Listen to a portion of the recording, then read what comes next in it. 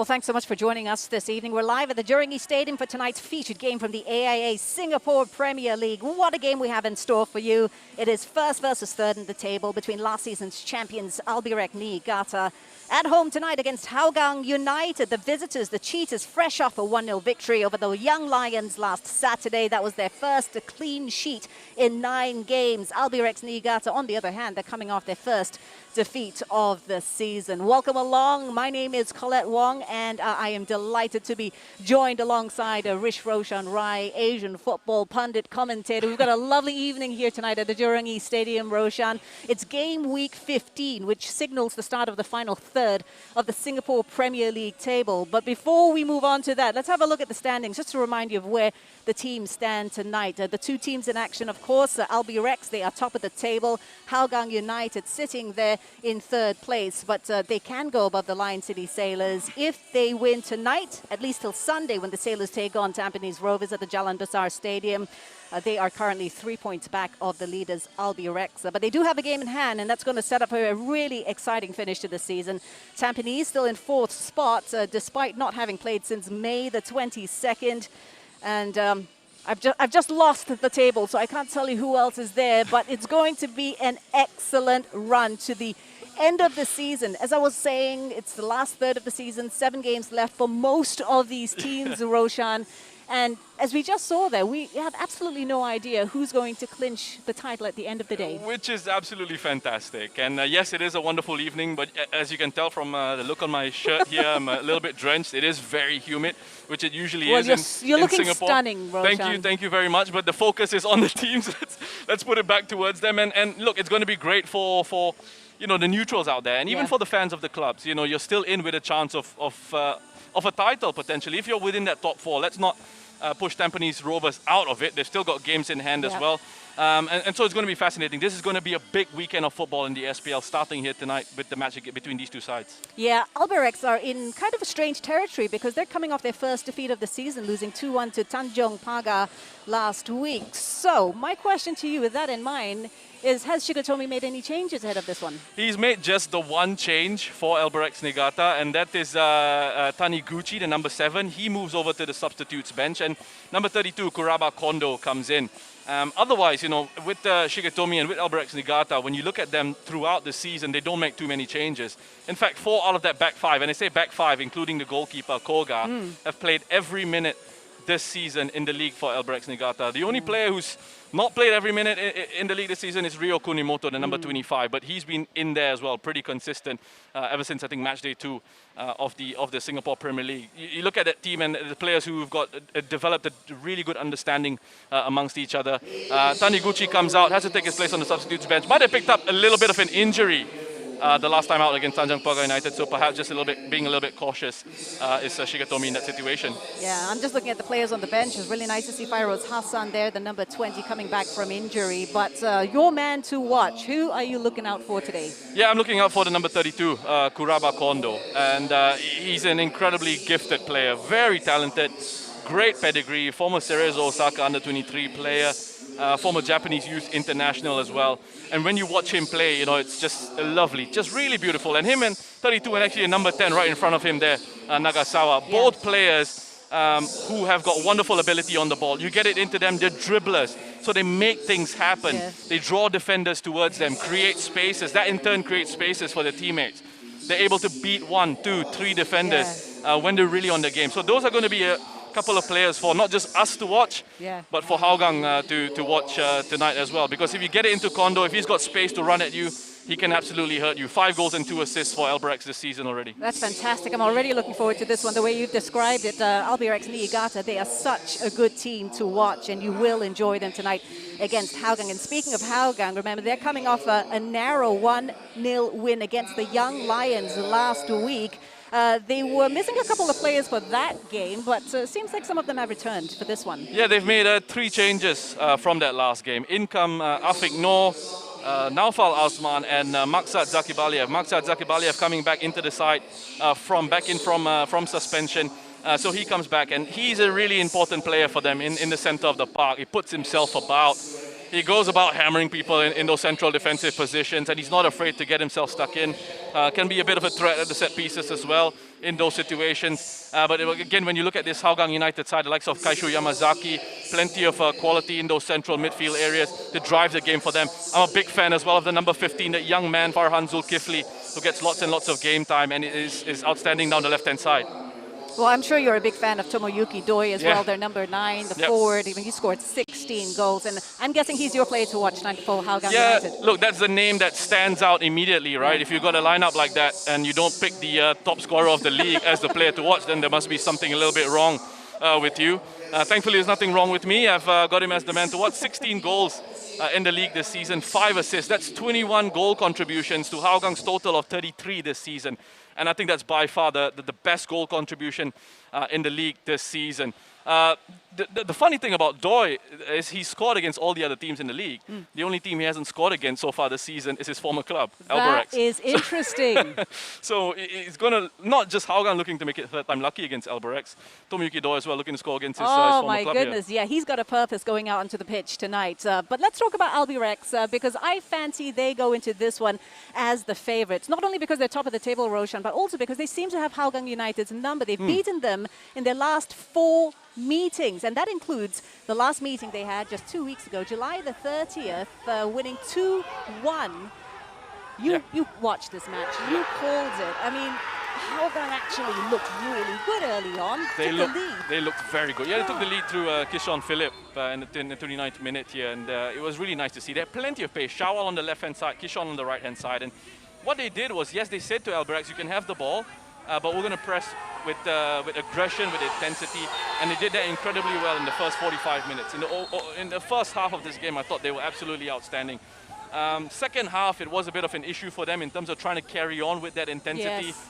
Albirex also were able to sort of make that change with Tezuka coming on, being that game-changing substitution. Have a look at this goal. Sure, I mean, that's a goal that deserves to be the match-winning effort. So look, they've got plenty of quality, plenty of talent in that Albirex side. Hougang, can they sort of maintain those intensity levels as the game goes on? And that's going to be the challenge for them tonight. Yeah, Tezuka, by the way, he has scored both times that he has played against Hougang United this season. Can he, yes. Can he make it 3 in a row? As we take a look at the last 5 meetings, you can see there, Albirex having beaten Hougang United the last 4 times. You've got to go back to 2019, August. That's 2 years ago when Hougang last picked up a point. Now, just going back to that last defeat for Hougang, you know, that match is still very raw in their minds. I mean, they'll be hungry. They'll be hungry for revenge tonight. Yeah, they will be. And I think, you know, when I look at the lineup, I'm wondering whether we're looking at a situation where they might just change the formation a little bit. Maybe they go with a 3 in the center of defense, which can become a back 5 with Farhan Zulkifli maybe playing as a left wing back, Nazrul Nazari playing as a right wing back. Down the right-hand side. So that can easily just sort of drop off into a bank of 5 with the 4 in front of them. And then maybe Tomoyuki Doi is that single striker up front. Because maybe they're looking at what Tanjong Pagar United did against Albirex the last time out, where Tanjong Pagar employed those tactics to perfection. I mean, they set deep. Yes, they had to, you know, they had to withstand a little bit of pressure. And in those games against Albirex, you need to understand that you are going to suffer. You are going to have to give them a little bit of possession of the ball. But there are times when you can exploit on the counter-attack because Hashioka gets himself forward, Tokiwa gets himself forward from those fullback positions. And in those spaces on either side of the flanks, that in behind the fullback, that's where you can really exploit them with pace, with speed. If you can break and transition very quickly, that's where you can really hurt this Albirex Niigata side. You know, Albirex are looking to bounce back from their first defeat of the season. Hougang United are looking to bounce back from 4 defeats against Albirex in the last 4 meetings. What kind of a game are you expecting tonight? I think there will be goals. I feel like I say it all the time when we've got an SPL match, and so far I haven't been proven wrong. So I'm hoping there will be goals here. And again, I think the pattern of play is going to be such, excuse me while I just pull my mask back up, the pattern of the game is going to be such that, again, Albirex will be that side that will dominate possession. But there will be times when Hougang will play with that intensity to press in certain situations. Now, the last time that these two sides met as well, what I saw, and I feel like I keep harping on this point as well, because perhaps the first side in the league that I've seen this season actually go and press Albrex's goalkeeper, Koga, in those possession phases of play. So I wonder if they're going to still use that and try and put that pressure on Koga so he can't ping those passes from midfield. In fact, a goalkeeper playing that high. So I think we're going to have an interesting little tactical battle. Like I said, as I mentioned, Hougang, perhaps with that difference of a tactical shape, I'm interested to see what Clementio has got up his sleeves here. Well, I cannot wait for this game to get started, and we're just minutes away from that. Clementio, by the way, was asked after that defeat to Albirex 2 weeks ago what needs to be improved, and he mentioned defense. We're going to take a short break now. When we come back, we will be talking about Hougang's defense, and we'll also hear from both respective coaches. Stay with us.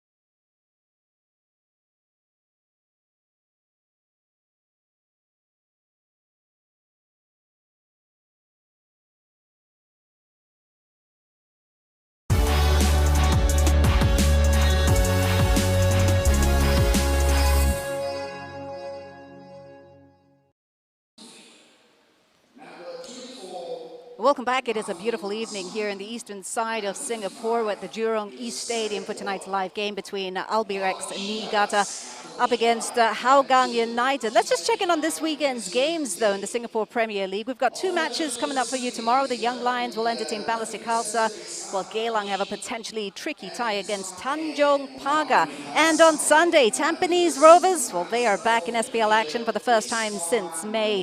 What a game that is going to be, up against the Lion City Sailors, currently second in the SPL table. That is one game not to be missed, and what great fun it is going to be for us to watch Tampines Rovers. We haven't seen them in action since May the 22nd in the SPL. Obviously, they having gone to play in the Asian Champions League. They are back. They had to go through quarantine, and of course, coming out of that, I'm just wondering what kind of form you think they'll be in. Yeah, it's going to be interesting to see. You wonder what kind of sort of rhythm, what kind of momentum they will have, and I think that's all sort of going to be wiped out a little bit because, you know, they were sort of getting into a nice little rhythm, playing matches every 3 days in the Champions League, coming back and having to quarantine, of course. We know the difficulties of the world these days. They got a few games in hand as well. But I'll tell you what, you know, it's an excellent weekend of football in the SPL. It starts off here, ends off brilliantly on Sunday. And then you've got Lion City Sailors against Tampines Rovers. And there's a chance for Albirex to really put lots of pressure on Lion City Sailors when they are next in action.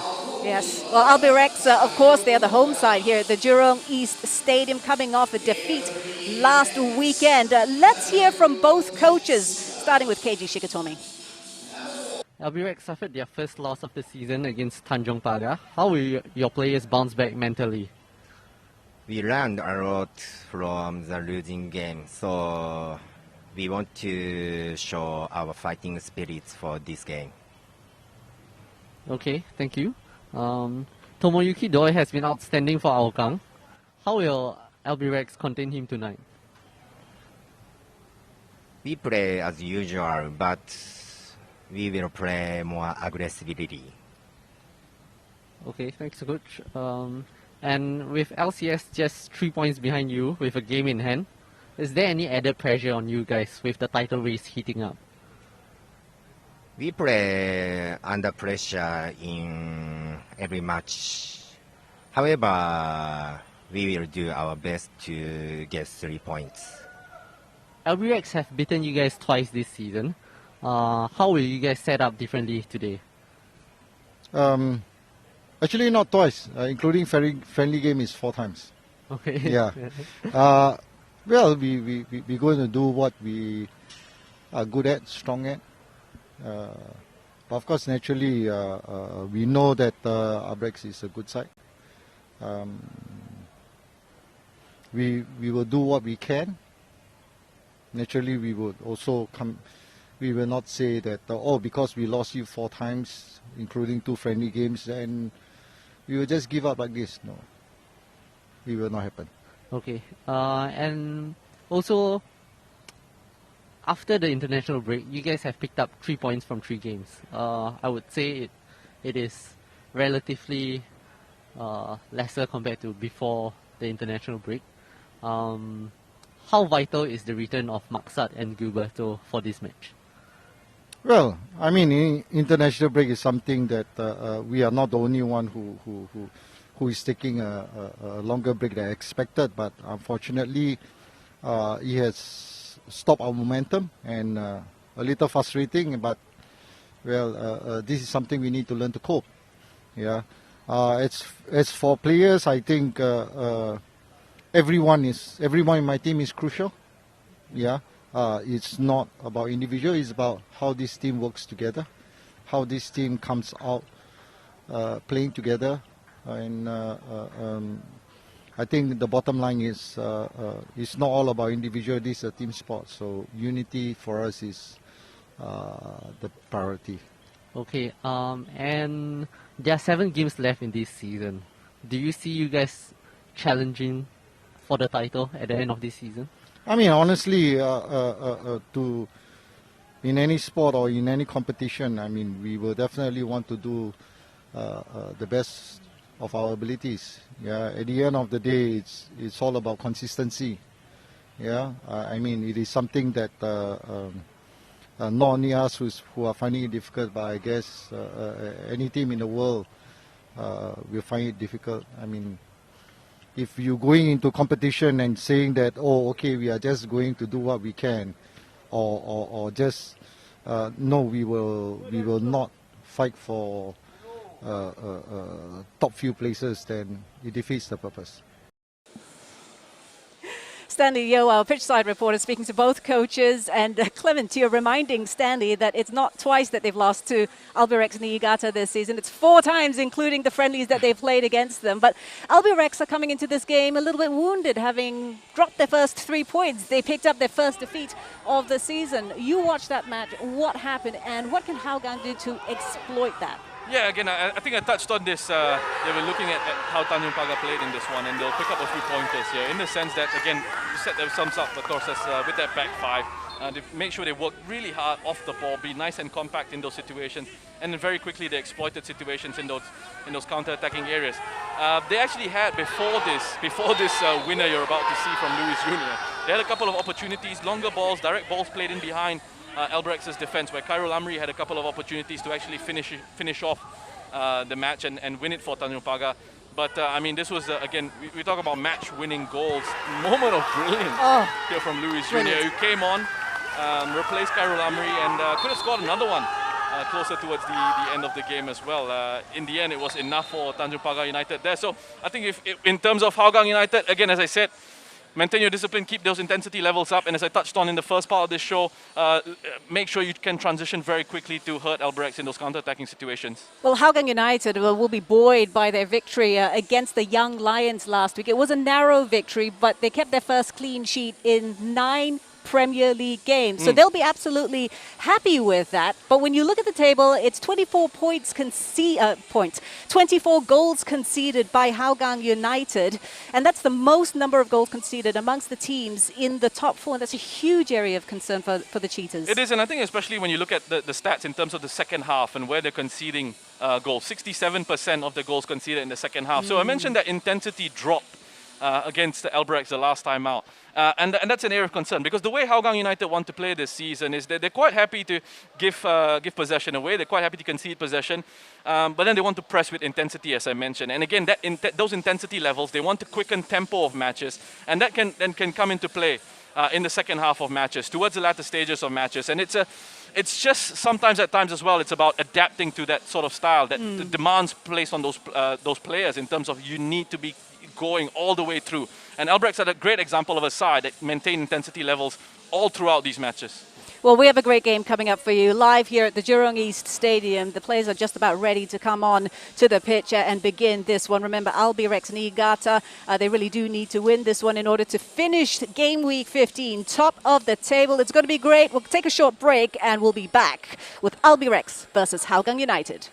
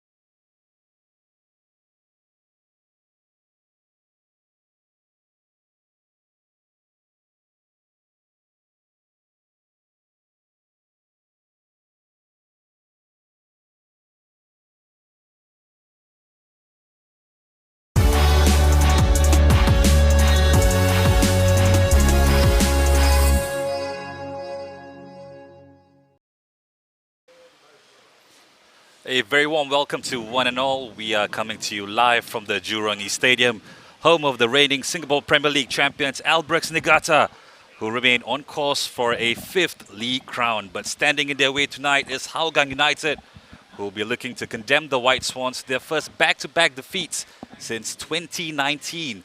And here alongside with me is a man who's no stranger to local football, former SPL player, or rather former S-League player, Roshan Rai. Great to have you with us as always.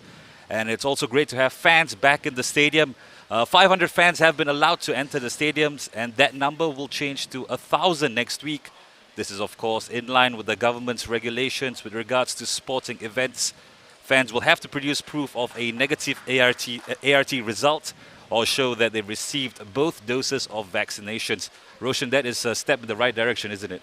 Yeah, certainly is. First of all, just to break the ice a little bit, you came into me with that introduction having said Hougang lost, Albirex trying to avoid their first back-to-back defeat since 2019, and I thought you were going to ask me what that actually feels like, but thankfully you went another way.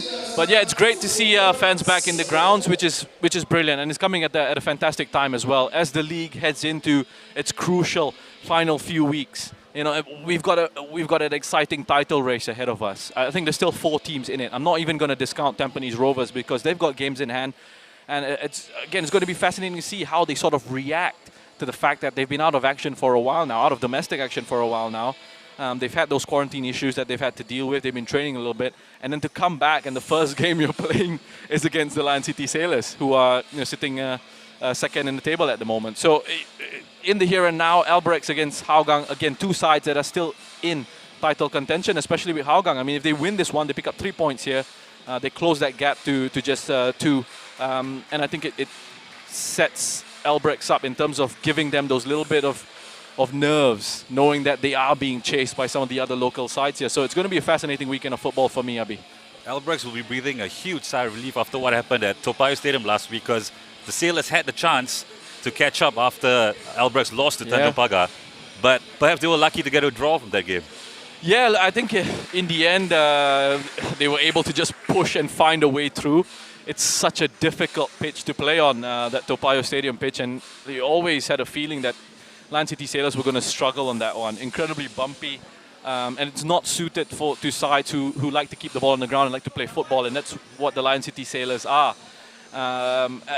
Conceding that goal and then eventually finding a point. So yes, opportunity missed to put even more pressure on Albirex, but I think they'll still feel a little bit. It's not a complete disaster. Bigger picture, they're still in title race. As we see the Toin course being conducted by main referee Ahmad Akasha, he'll be assisted by Andy Tan and Rida Syed, with Fahan Mohammed playing the role of the 4th official for today. Lionel Tan and Hashioka, they're the 2 skippers for tonight. As both teams prepare to do battle here. Albirex, Roshan, they have been very dominant in the league in the last few years, but this season perhaps they do look like they can be beaten. Yeah, they certainly do. They will give you opportunities. I mean, when you look at the numbers in the league and when you look at those individual stats and you look at saves made, Koga's right up there. And normally, when you're a side who's first in any league, I think around the world, generally your goalkeepers aren't up there in terms of shots saved. So that really, to me, is a sign that they will give you opportunities. They will give opportunities to the opposition. And it's just a matter of once you get in behind that Albirex defense, whether you can beat Koga, who has been in good form. Well, as you mentioned earlier in the pre-show, KG Shigatomi has kept his back line more or less intact. 4 of the back 5, as you said, have played every game, every minute actually of every game, included, and also a midfielder as well in the form of, I believe, Chiku. He's played every minute of every game as well. What do you make of Shigatomi's selection for today?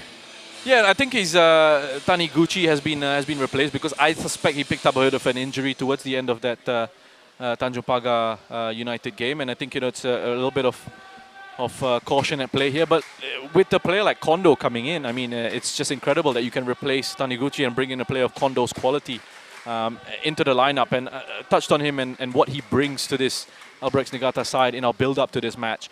Wonderful with the ball at his feet, loves taking defenders on, a very exciting player. And his link-up, especially with the number 10, Nagasawa, it's just going to be fascinating. It's going to be an area of concern for Hougang United. It's going to be something that the Cheetahs will have to keep an eye out on. And Tezuka and Chiku, with the understanding that those two have in central midfield, it's given them a very strong, stable base to build from those central midfield positions. When you look at them in terms of their possession play, in terms of their build-up, keep an eye out on which of these midfielders is dropping off to receive it, which of them is looking to dictate the play here. And of course, when you got the fullbacks, Hashioka and Tokiwa bombing forward with those diagonals going out to them, they are a danger in those wider positions, as Clementio will very much know. Clementio is coming to his 4th year at the club. He, of course, took over Hougang as caretaker coach in 2017 and has done really, really well. They've signed some quality players, the latest being Izwan Mahmood, who, of course, adds a lot of stability to the back line because Hougang have conceded some very soft goals over the years. He's got to be up for it against the reigning champions and the league leaders as we kick off this exciting encounter. Albirex playing in orange from right to left in the screens. Hougang in their away kit, their blue top and shorts.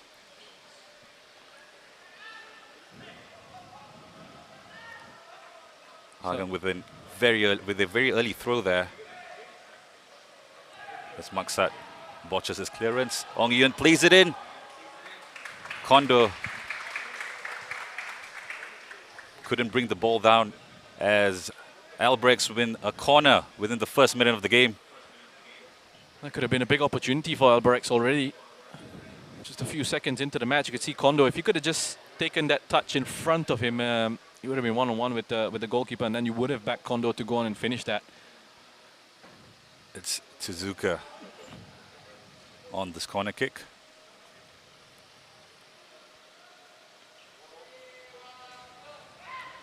Ball comes into the near post, and that's the opening goal there. Well, it took just the opening minute for Albirex to take the lead here at the Jurong East Stadium. This is not what Hougang United would have wanted. We were just talking about Hougang's defense and how they needed to cut those easy goals going in. And once again, the Cheetahs' defense has let them down. Albirex with the lead. Yeah, not the sort of start that the Cheetahs are looking for. I think it's Kunimoto who actually gets his flick on here at the near post. And it's just simple, just a bit of movement in that situation. He starts his run a little bit earlier, and they get in ahead of the defense there, and he's able to flick it on towards the back post. And Hougang, I mean, look, very early on, the warning signs were there. I mean, 40 seconds in, you had Kondo getting in behind. And then from the resulting corner, Tezuka delivers quality into the box, picking up his second assist of the season. And then it's flicked home by Ryo Kunimoto. Well, this will force Hougang to come forward now. As you mentioned, they might have started with a 5 at the back just to contain Albirex. Certainly looks like it. Well, it does look like it's a 5 at the back, doesn't it? I mean, Nazrul, Maksat, Lionel, Anders, and Farhan, that being that back 5.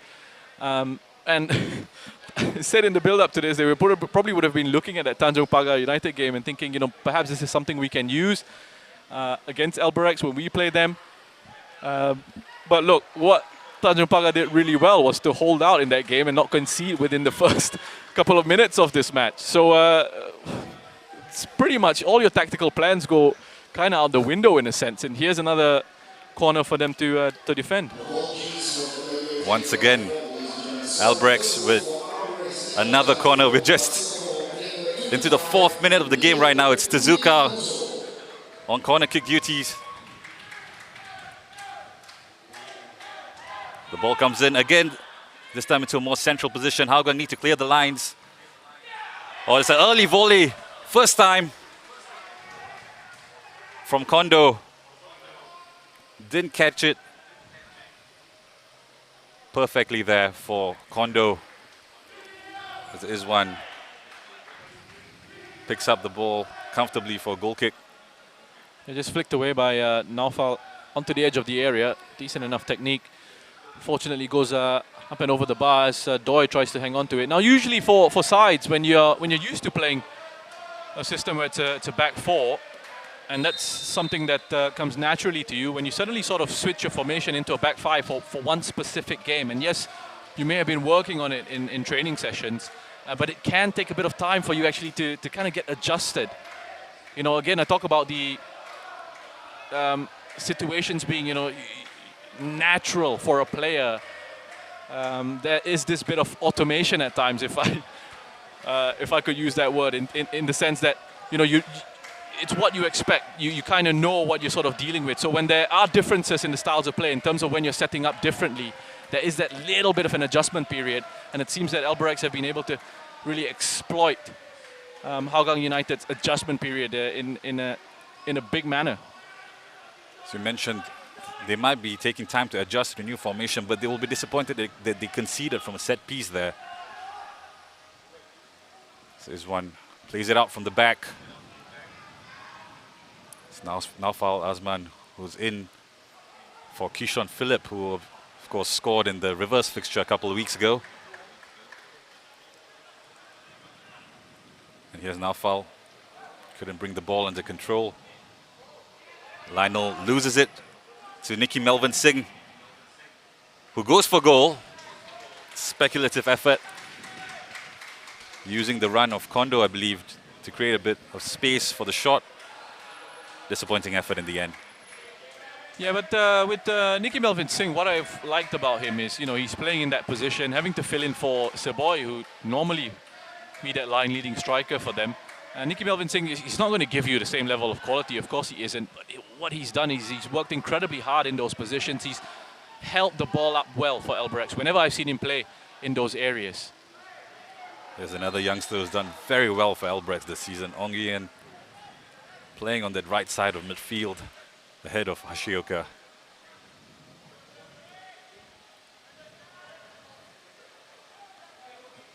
Suzuka, searching ball, finds Kondo.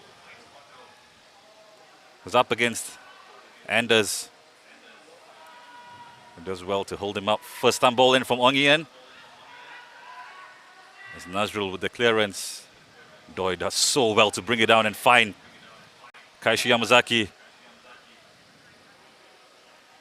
There's Nazrul. Good ball down the right flank to Doi, who was looking for the run of Naufal Azman in the box.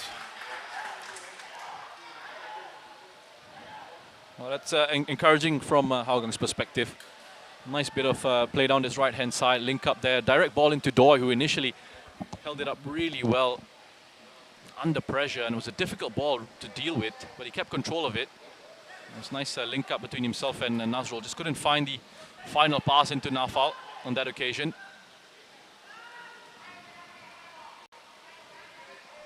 Do you reckon that there's an over-reliance on Doi with Hougang, because he's got 16 goals?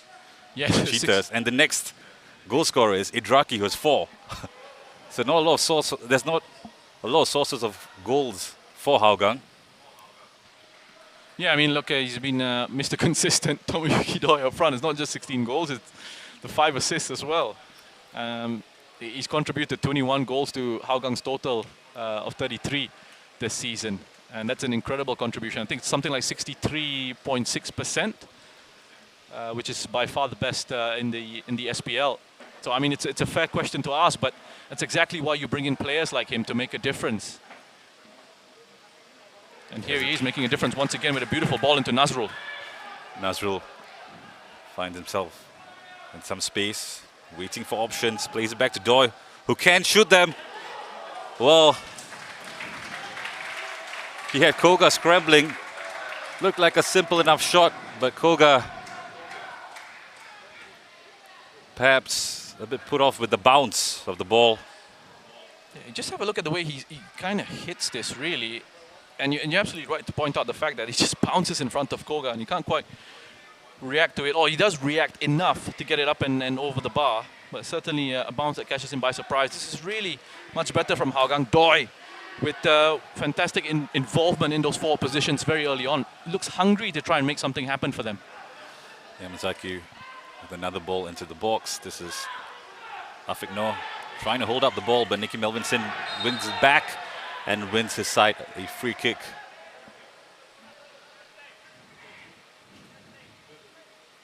Albirex able to just bring the game into the pace that they're comfortable playing with.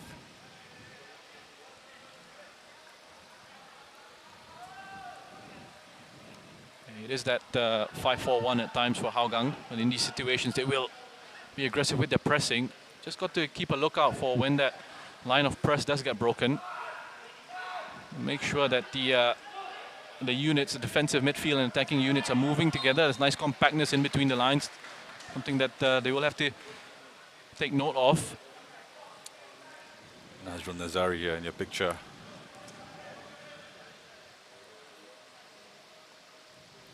Singapore international who's playing a right wing back today.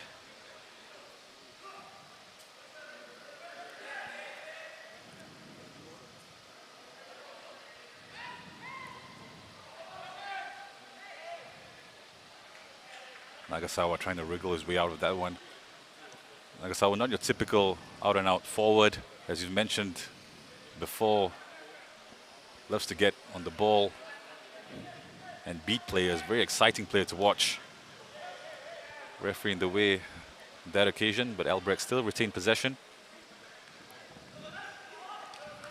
Yeah, no need for the drop ball there. I mean, they've kept the ball. It's a good decision just to keep the flow of the game going as it comes out to Tokiwa. Maksad misses it. This is Nagasawa who scuffs his shot. An uncanny misjudgment from Maksad, who's had a very good season this year. And just getting caught out a little bit by that movement of Nagasawa in behind. Just drifting in off that left-hand side into a central position. And they have that flexibility to move into different areas as they see fit. Trying to exploit spaces in between Hougang central defenders.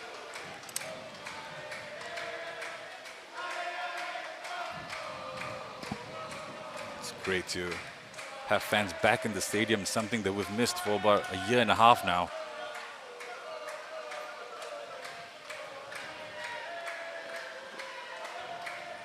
As Nazrul takes this throw.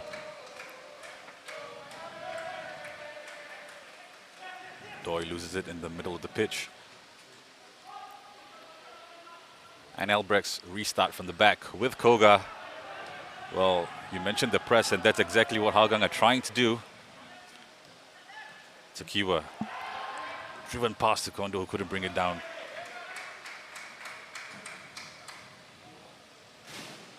Yeah, they press there again in that situation. Again, looking to put Koga under pressure, and the ball is played into him. But just once more, you just have a look at how Albirex had numbers around the ball, so they were able to play out from that pressure very quickly.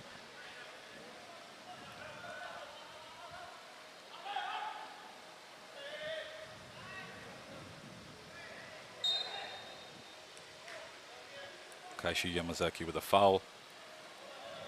Yamazaki spent 2 seasons with Albirex before moving to Hougang United, who are now Lion City Sailors. And he played in defense for the Sailors last season, but has been an integral part of Hougang's midfield this year.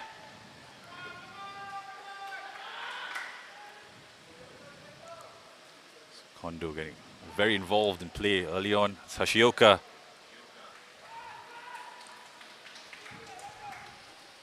Trying to get the corner there. Assistant referee points for a goal kick instead.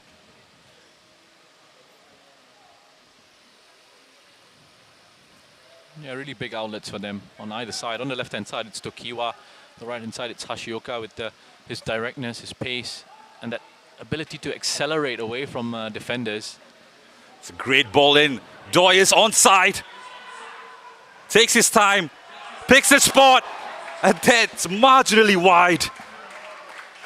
I'm not sure that got a deflection. Yes, the referee says there was a deflection.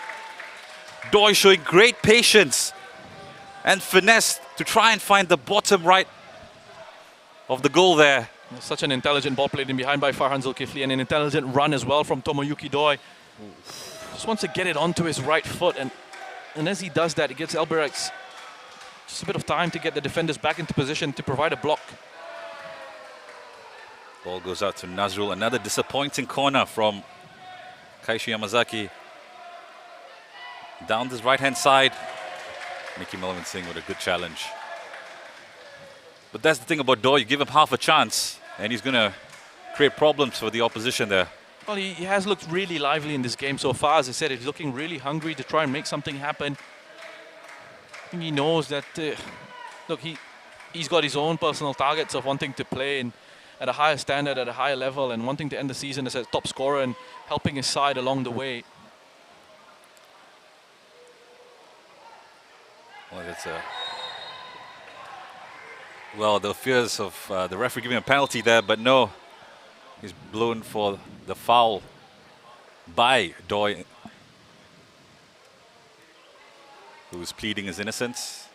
Nice flick into the box there by Kaisho Yamazaki. I think it was just that raised elbow onto the side of Ong Yuen's face there that the referee really had a bit of an issue with.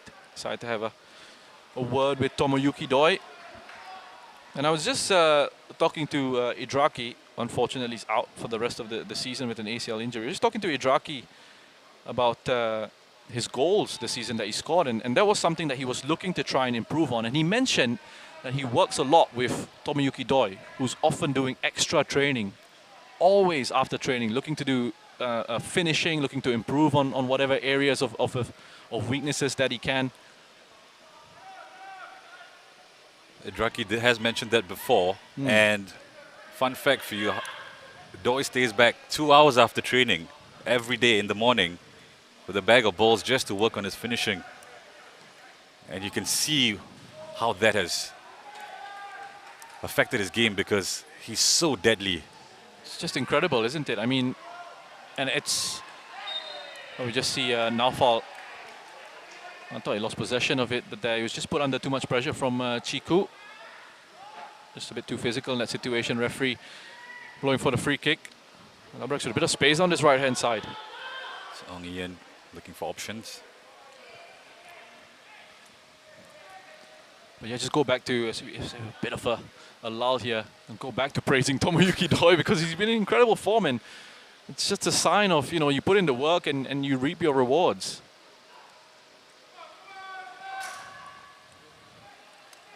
It's Hashioka. He has options in the box. Goes out to Nagasawa, who's unable to keep it in. Albirex with the corner though. Yeah, I think it just took a bit of a deflection of Farhan as the ball was played in by Hashioka. Just looked to play in Nagasawa in behind Farhan there.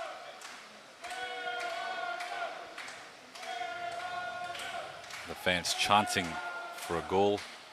As we see the stats, this is the third Albirex corner. The first one, of course, leading to the opening goal. Ball comes in. Well, it's, I believe, Yamashita who wins the header. Not for the first time, proving to be a threat in the set-piece situations. He scored last week here against Tanjong Pagar from a set-piece as well.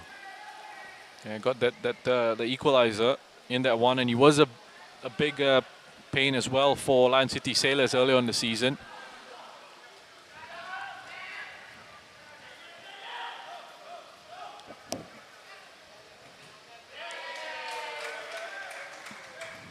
Albirex pressing Hougang in their own half. Looking to force the opponents to make a mistake.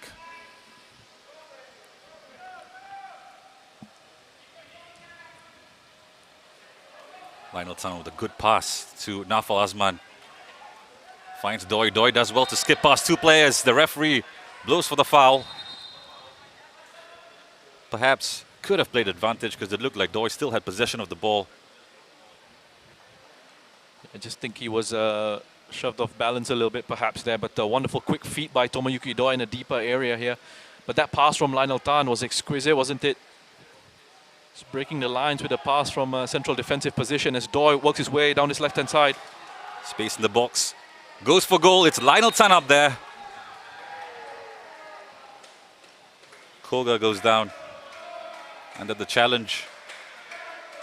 Well, Doi's been all over the pitch here, at least in the Albirex half. Yeah, he's popped up in a deeper position in midfield there just to link up at times. He's shown up down his right-hand side, and there, just on that occasion, on the left, he can try and push himself into the box. That was Lionel with the clear foul. Late challenge on Koga.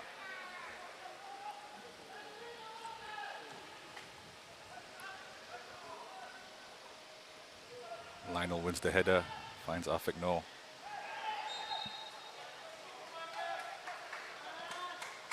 Hougang do have some very exciting young talent in the squad.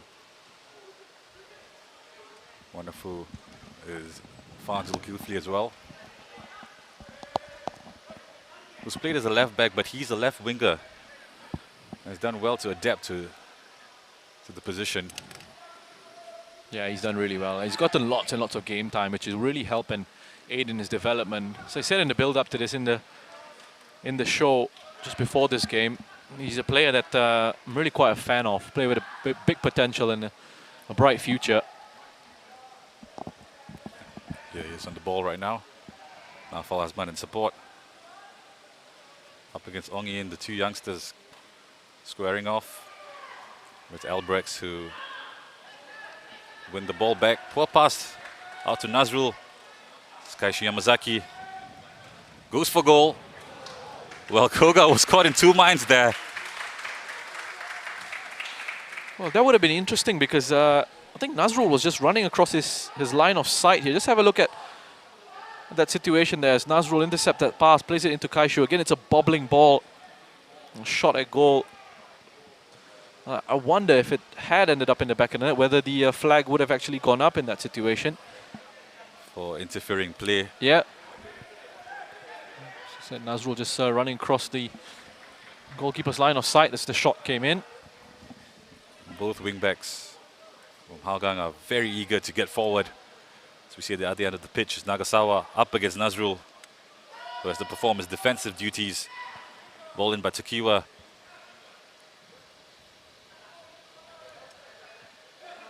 But Yamazaki does well to keep it in.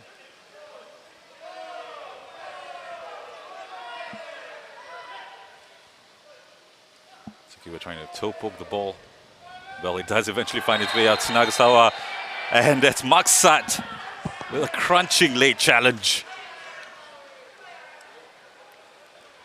He knew that he was beaten on that occasion.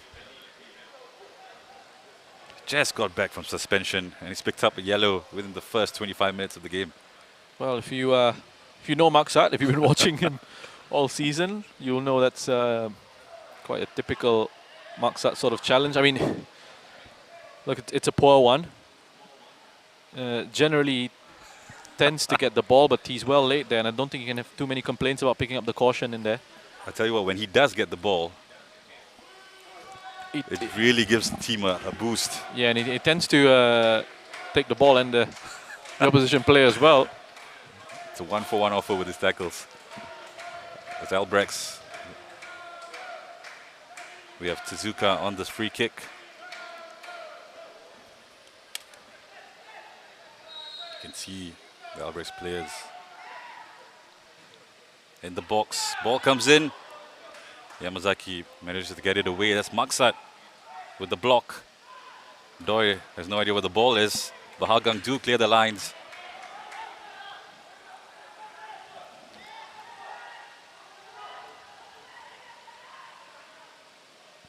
Albirex happy to slow the game down.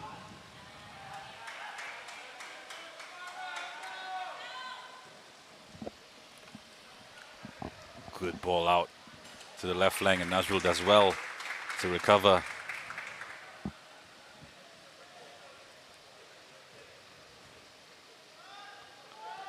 Takiwa sends the ball in. This one manages to punch it out as we see Hougang come away with it. Not for long though. Albirex. Oh, this Hougang again retained possession. Foul on Yamazaki. Albirex haven't been the sharpest with their passing. You know what? That's a little bit naughty from Takiwa, you know, because actually off your picture here, well, the venue, we get a wider angle, and Doi had actually made a nice little run just off the shoulder of Yamashita into a bit of space, and that's where Yamazaki was looking to try and hit that diagonal in behind that Albirex defense. Fortunately, wasn't quite able to execute. After being fouled by Tokiwa, who knew exactly what he was doing. Lionel Tan puts it out for a throw. Nicky Melvin Singh there doing very well to put the Hougang skipper under pressure.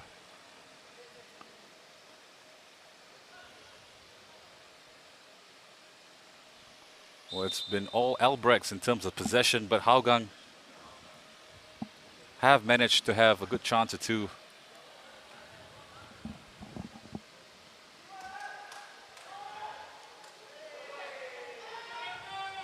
There's Kondo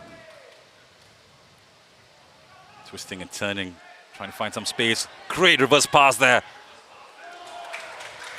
That was Nagasawa who had space to take a shot. In the end, it was a simple enough save for his one. That was wonderful. Wonderful by Kondo. That close control in such a tight space. He had like 2 or 3 Hougang defenders around him in that situation. Yes, he was forced away from the penalty area. But still had the presence of mind to spin around and find that reverse pass into the box, into Nagasawa. Just couldn't quite make the connection that he would have liked in that situation. Freedom of that movement from Kondo, once again causing a few issues here. He is just dropping into midfield to provide that link.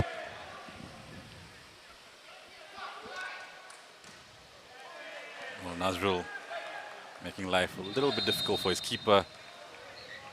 Assistant coach Firdaus Qasim not too pleased. Unnecessary pressure for the Cheetahs as the referee blows for the mandatory water break. We just saw Izwan in your shot. He managed to keep his first clean sheet since coming back to the Singapore Premier League last week against the Young Lions. Well, it's been an interesting game of football, hasn't it? I mean, Albirex getting off to a fantastic start.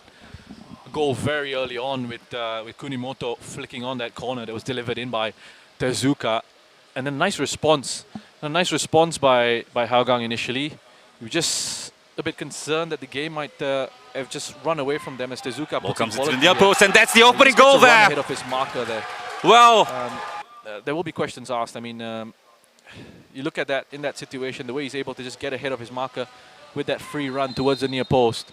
And is it Nazrul that was tasked to pick him up, which is, or was it Kaishu Yamazaki in that situation? in fact, there were 2 Albirex players who got a free run in. If it was Nazrul, then it's a bit of a strange matchup there.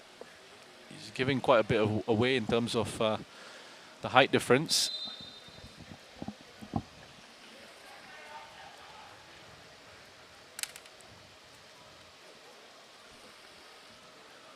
As we restart play with the throw-in for Albirex Niigata.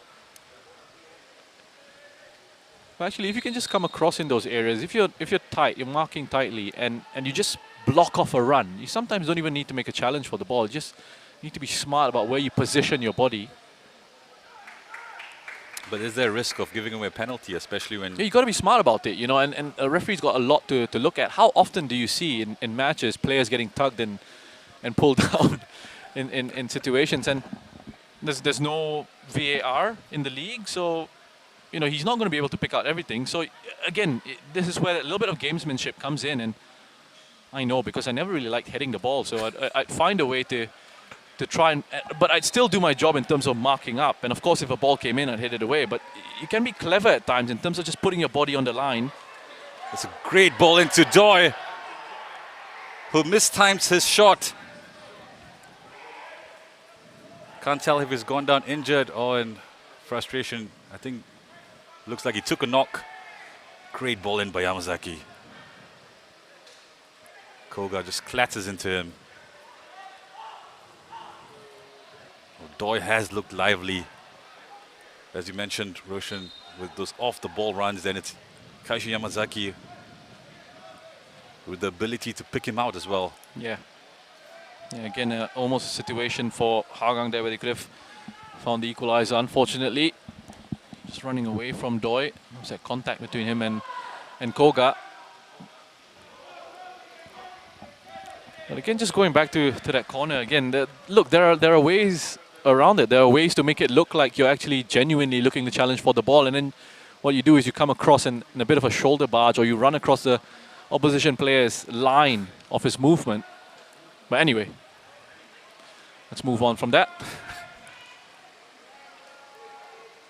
Just suggestions, of course. Ball goes out to Nazrul.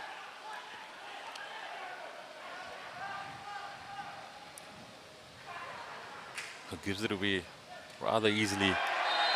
And perhaps hint of frustration with that late challenge on Tokiwa. He receives a yellow. Well, he's not happy with something. I think it's something one of the Albirex players said. As we see the challenge again. Yeah, I mean, he's very late to that. Nazrul is going in from behind, and there have been a couple of challenges like that. We saw Maksat with the yellow earlier on, and I think Maksat's going to have to be careful as well here, because what he actually did after the referee had blown the whistle is he actually kicked the ball into Tokiwa. He's already on a yellow card, so he's going to have to be very careful. Well, the referee is pulling him over. He's reaching out to his pocket. Oh no, he's... Listen, I'm glad he's applied some common sense here. He just needs to have a word and just say, look, don't do that again. You're already on a yellow. I'm well aware of what's going on. It's good refereeing. I was hoping he wouldn't overreact and pull out a second yellow there and send Maksat off. Credit to the referee for keeping a cool head and just using some common sense in that situation.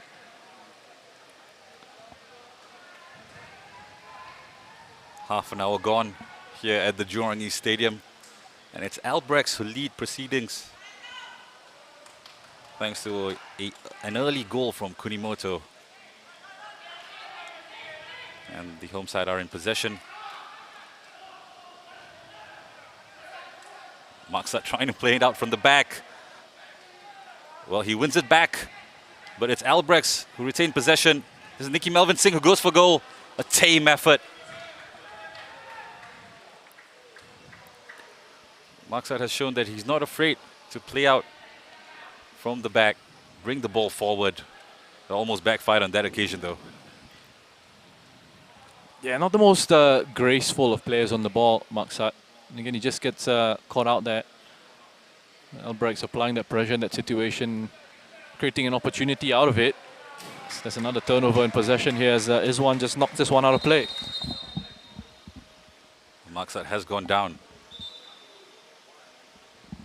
Holding his knee.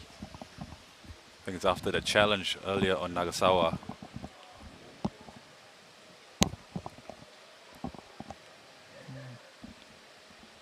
Yeah, just wonder if he's feeling his knee a little bit in that situation. Saw him putting in a couple of challenges there.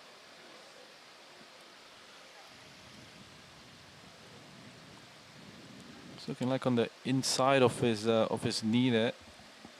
Here's another look at that. He just tries to turn away from Nagasawa's pressure. Perhaps overextended himself in that moment. Might have just tweaked the ligament or something. Probably there when he slid down. Well, he straight away felt that.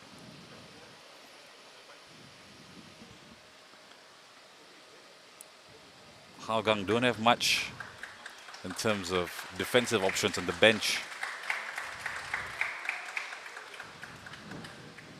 So that means if he does have to come off, they might have to change their shape.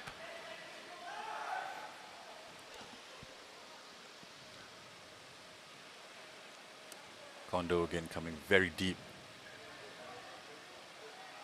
Ball goes out to Ong Yen. Up against Fan Zulkifli, who does very well.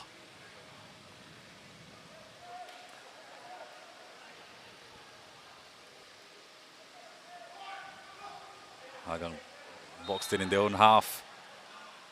Ong Yen perhaps a little over-eager to win the ball back.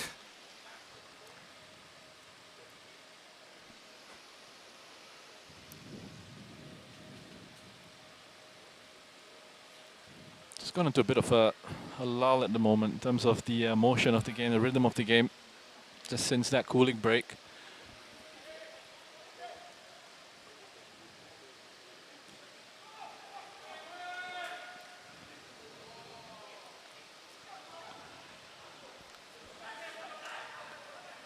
Albirex now come forward with Nagasawa. Goes Ongyun to his right. Ashioka and Ongyun have combined well here. And it's Fahan Zulkifli with the challenge. No foul, says the referee. He points for the corner instead. Well, I'm pretty sure he would have communicated with his assistant referee on the far side there just to see if he had spotted anything with that challenge. Wonderful work by UN. Just quick feet just to get it away from Farhan. Let's have another look at that. Oh, That looks like a foul to me. looked like a foul to me as well. I think it was outside the box. Yeah, outside the box Would for have been sure. a free Yeah. kick outside the box anyway. Suzuka.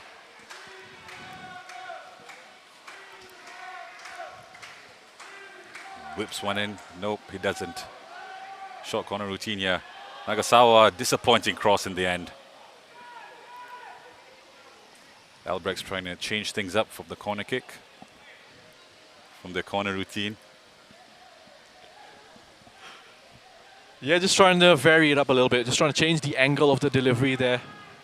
That shot ball into Nagasawa. Standing on the corner of the box.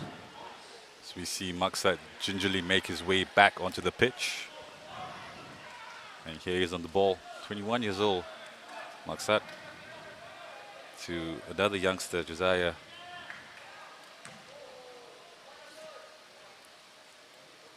Yeah, the technique on the passing here has got to be very good. Again, you see just Josiah there. Yes, what he does well in that situation, as they're trying to play out from the back, is because he's one of the two central midfielders responsible for helping with the build-up of play. He does give a good passing angle.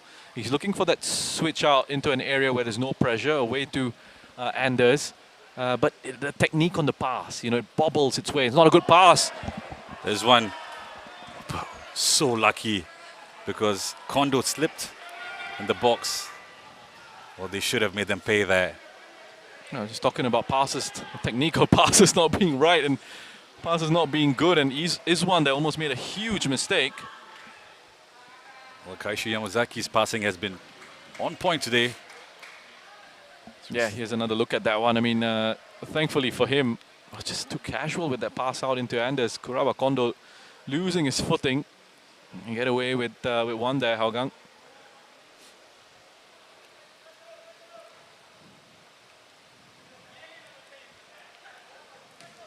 Kunimoto loses it.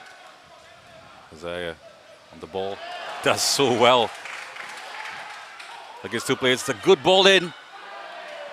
Koga had to react. Coming off his line to clear that ball. It's Nafa Azman and Doi who were attacking it. That was wonderful work by Josiah in central midfield there. His passing options had been cut out. There were two players in front of him blocking off his angles. Decided to just take it on himself and just cut through and broke that press. And almost picked out a beautiful pass in behind as well. Good work by the young man. Nazrul trying to find Yamazaki. Nicky Melvin Singh with a good turn. Maksat is struggling here. And Nicky Melvin Singh realizes that, sprints past him. It's up against Lionel Tan.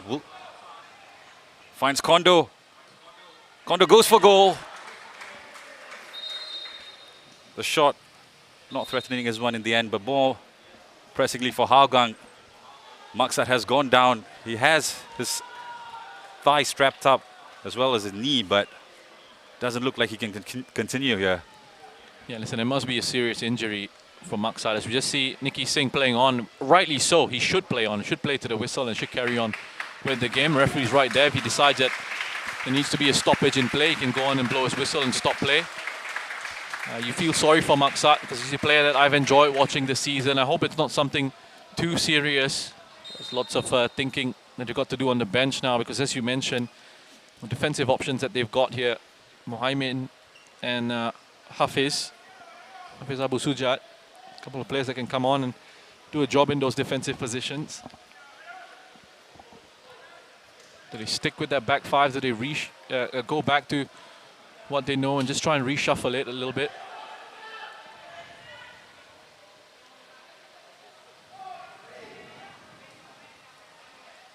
Again, Hougang pressing really well. Well, Anders has received a yellow card here for, I think it's an off-the-ball incident where he appeared to stamp on Ong Yen. Well, that's 3 of the back 5 now that they've all, well, Maksat's gone off, so 2 of the back 4 now. What was that? Oh, just a bit of a kick out there. And you just see Kaishu actually encouraging his teammates to just calm it down. That frustration creeping into their game.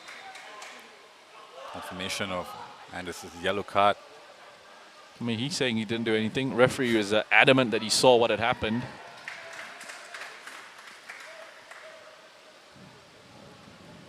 So we head into the final 5 minutes of the first half, which started off with a bang, but has kind of fizzled out. Fabian Kwok looks like potentially could be the one coming on. Fabian has played in central defense Yeah, for he Hougang has, under yep. Kleber before.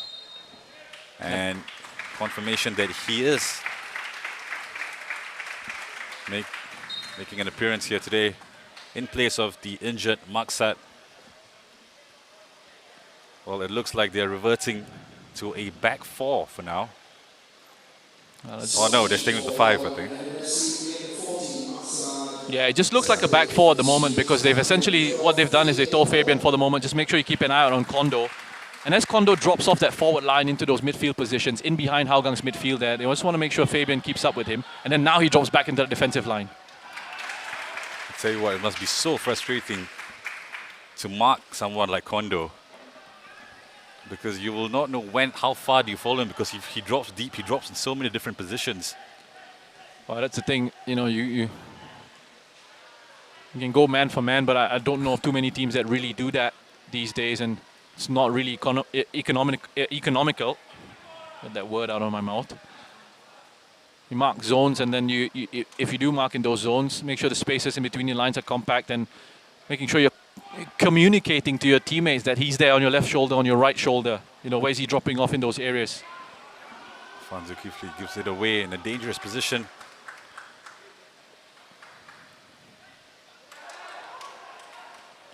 Now Doi, good turn, but unable to keep the ball under his control. You mentioned Kondo and his movement. Ultimately, it comes down as well to just a situation where players are aware of their surroundings. And if they see, you know, there's an orange shirt here in my area, and I'm free, I'm available, I can go out and apply that pressure, then sometimes they need to apply that little bit of decision-making themselves.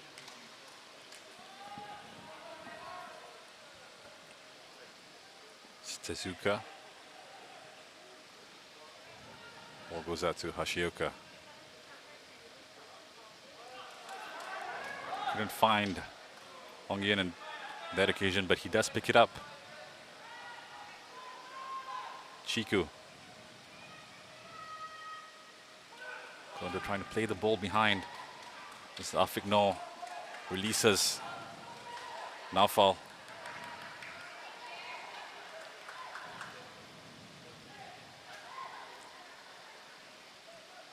Afik No trying to orchestrate play here for Hougang. As we see Fabian playing the right side of defense. He was smart there, Nazrul, just to feel that contact from Tokiwa and go down. Asked for the free kick and he got it.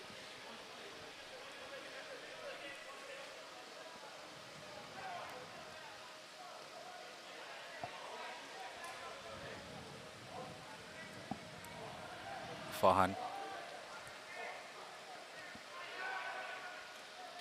plays it back to Anders. They go route one here, looking for Nazrul. Well, the throw is given to Hougang. Looked like it came off an Albirex player.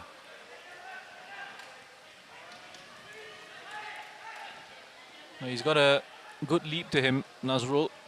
I've seen on a couple of occasions when he does have a bit of a running start, he can get up and win those balls in the air.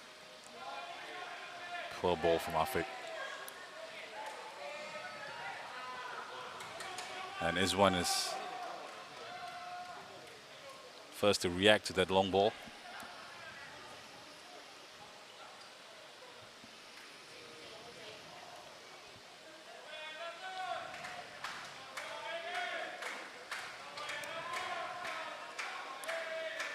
For Hougang, there's not much attacking options on the bench as well. Shawal Anwar missing this game through a neck injury. Shawal has not had great luck with injuries in the last few seasons.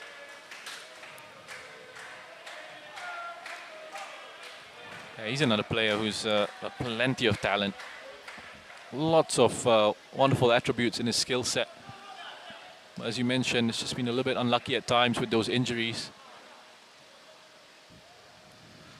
As the referee indicates, sorry, the fourth official indicates 2 minutes of added time.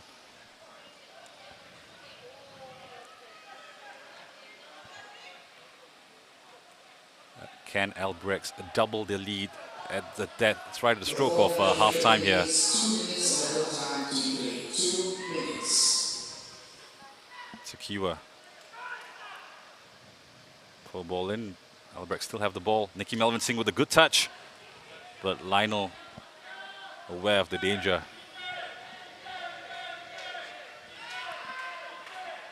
Kondo. To Tezuka.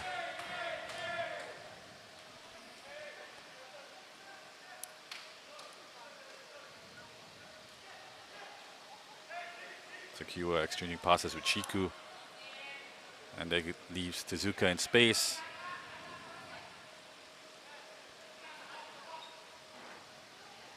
Patient play here from Albirex, just looking for that opening.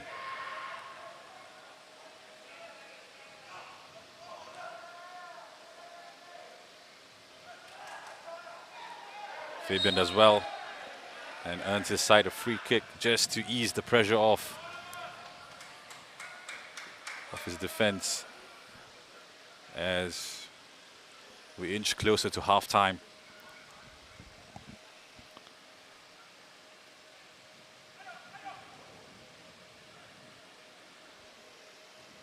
Yeah, there was just a little bit of danger early on, and again, just before the cooling break, where Hougang, looked to provide a response to going a goal behind, and Tomoyuki Doi was looking very lively in those forward positions. A couple of balls played in behind the defense for him to go and work with, and he was linking play very well for Hougang. Skoga gets closed down by Doi once more.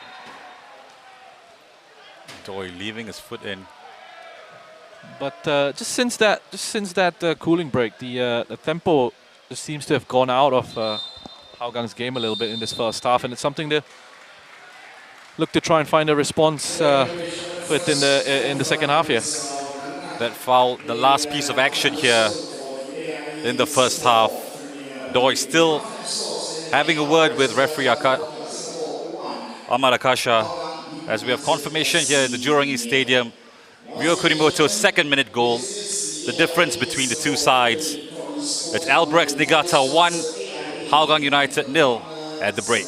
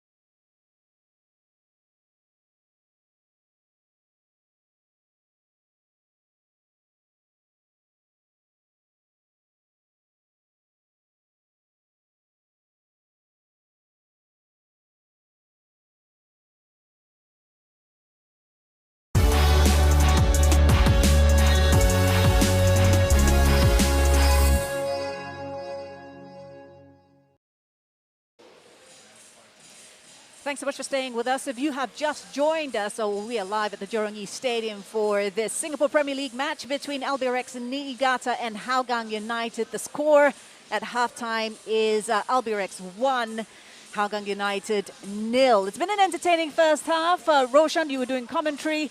We had chances at both ends. A few periods of lull, but overall, rather entertaining. Yeah, pretty interesting game in the sense that, Albirex started off incredibly well. Kunimoto getting them off to a fantastic start very early on.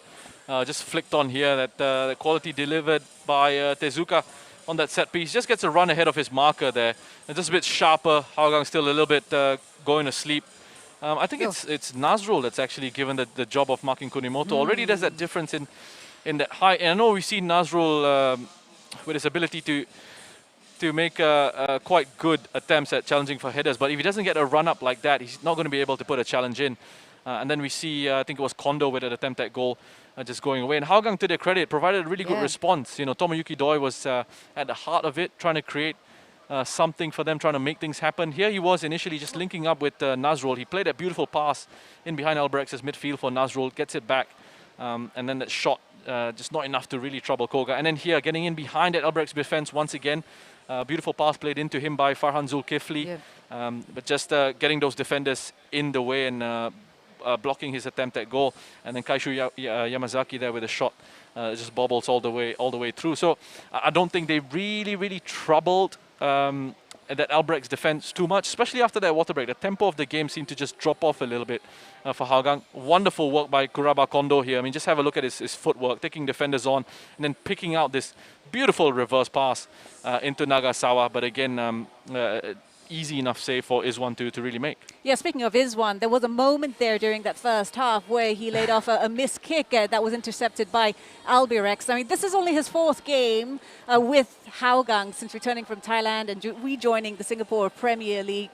Do you think it takes a little bit of time, a little bit of readjustment for someone coming in from a different league back to Singapore? I think there is, in the sense that there's a little bit of work to be done in terms of the relationship between the goalkeeper and the defender. We just have a look at the stats there, and when you have a look at the numbers, 8 shots to 4, you can see that Albirex are in control. And again, with the overall play, they've been in control of this game so far, at least in the first half. But coming back to your question, yeah, as I said, there is going to be a moment where they have to try and build that relationship. So it's going to take a little bit of time. And he hasn't had that much game time recently in Thailand. So that's also going to be a bit of an issue in terms of that sharpness, that match sharpness in those situations as well. So a little bit of work for Hougang United to do in the second half. And for Clement Teo, their manager, their coach, he's inside the dressing room. What will the message be for his boys? I think the message has to be the fact that, first of all, I think tactically they're going to have to keep an eye out on Kondo and his movements off that forward line, in behind Hougang's midfield. And whoever is responsible in those areas, if you're free, you've got to make sure that if he pops up in your space, you're going to close him down in those areas. Or you're guiding your teammate, you're communicating to them that close down this passing angle, he's on your left, he's on your right, things like that. So improve the communication in those situations and improve their play with the ball, because some of the technique on the passing has been a little bit sloppy in certain areas. So those are a couple of things that they will look to try and address in the second half. And of course they had Marksa going off as well. Did that require a bit of a change for Hougang? Well, a bit of a change, of course, in personnel in terms of Fabian coming in and dropping into that back 5, into that back 3, I should say.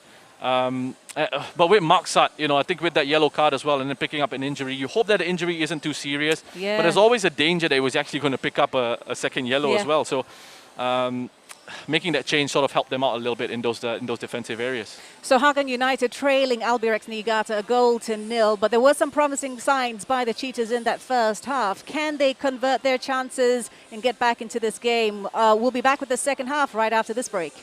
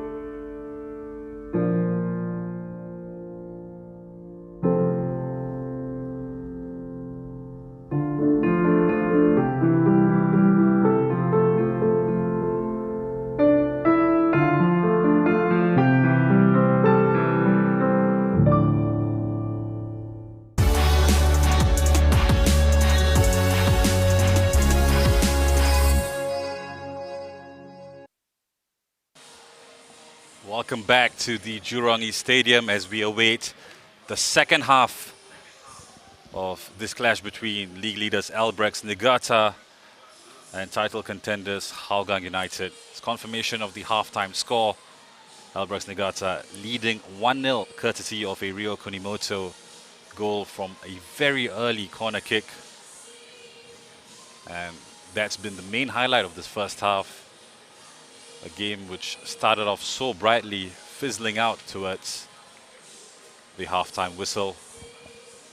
As we see some of the Hougang players step out onto the pitch, it'll be interesting to see the substitutions that Clementio might possibly make. As we mentioned earlier, not a lot in terms of attacking options, likes of Shawal Anwar, Khairul Nizam, Sharul Ishak, all not in the matchday squad.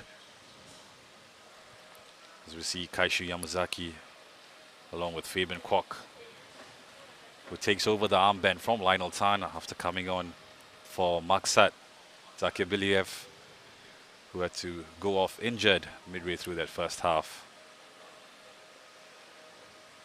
Kaishu Yamazaki proving to be a very important player for Clementio. As I mentioned earlier, he played as a centre-back for the Sailors last season, but has excelled in midfield for the Cheetahs.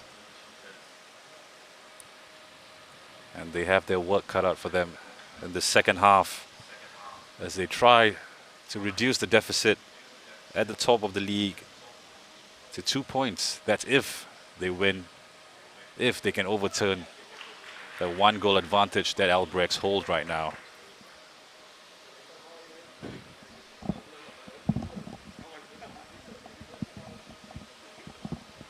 Albirex still not out of their dressing room.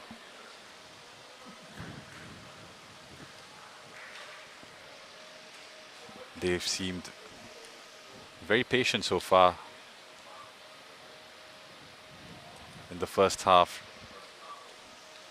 Happy to just keep the ball and wait for opportunities to present itself. It's Hougang on your screen there with a team huddle. Doi in the middle of that, and he's been in the middle of all of Hougang's attacks as well. As he picks up the ball from Amar Akasha, our referee for today.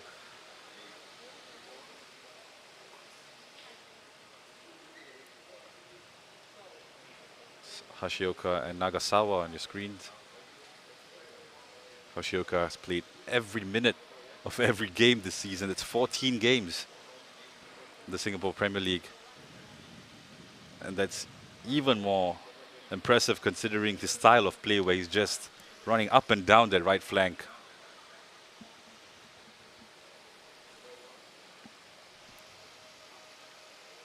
Albirex in no rush here. to get the second half underway.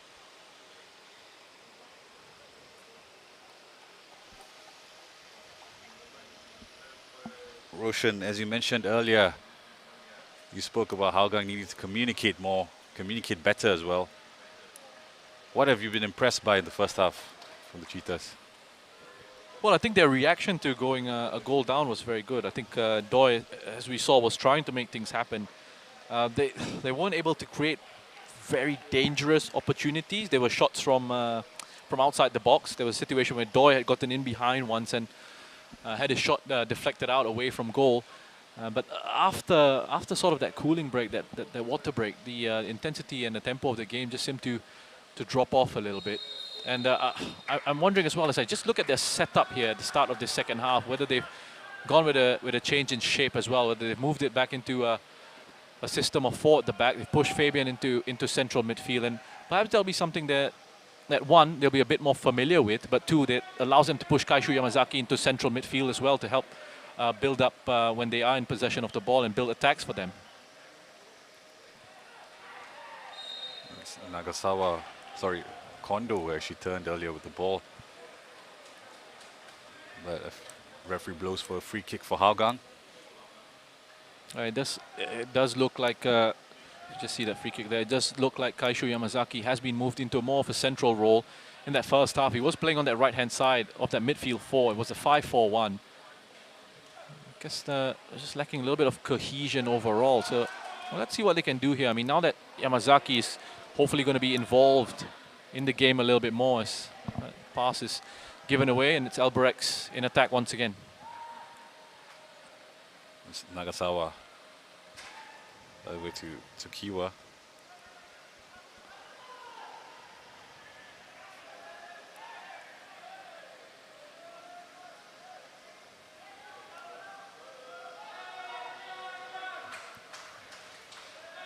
Trying to find Takiwa in the box, but Hougang come away with it.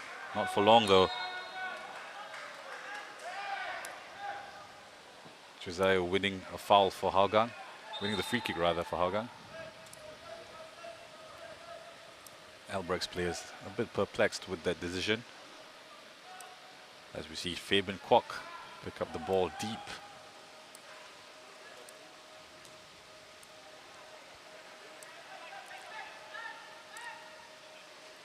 Great turn from Tezuka. Aware of the pressure from Yamazaki.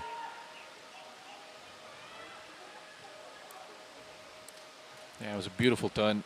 Just away from pressure by Tezuka, wasn't it? In that situation. As Nazrul tries to inject a bit of pace into the game now. Well, he still has it. Nazrul Nazari. Yamashita going right through Nazrul on that occasion. Hougang trying to play the quick free kick, but the referee brings it back. Nazrul, who started off as a winger in his younger days, been converted into a wing back for both club and country.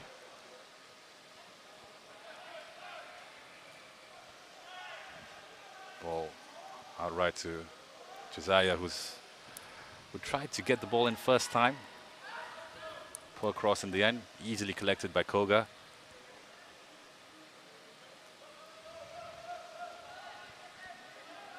And we just moved Josiah out into that right-hand side now. In first half, he was playing in the middle of the park.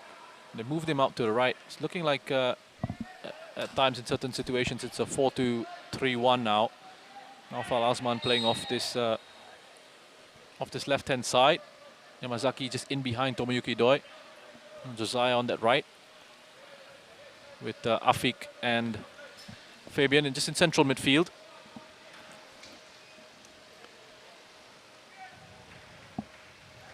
Well, the only recognized attacking player on the Hougang bench is Shafiq Ghani. He's become some sort of a forgotten man of sorts. Missing large parts the last 2 or 3 seasons due to injury and form as well. Doi does well to spread play out to Fahan Zulkifli on this near side. Here's Afik, no in space. Again, Doi. Central to all of Hougang's action here. It was Naufal Azman who had made that run into the box. Well cut out by Kunimoto, the goal scorer. Encouraging passage of play for Hougang. As we see Fahan with the throw.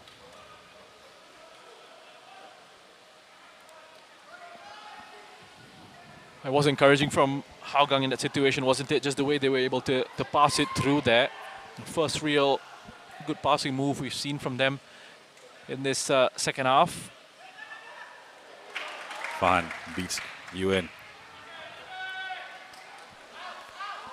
Puts in a good ball. Nazrul here in the box. Well, he's asking for handball. They all are protesting for handball.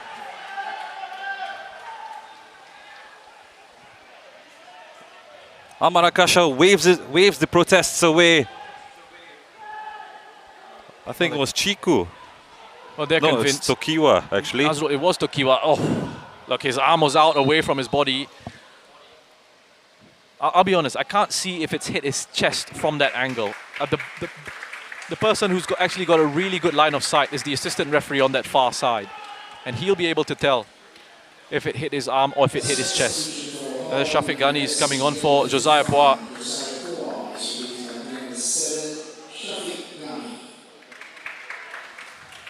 Corner comes in for Hougang.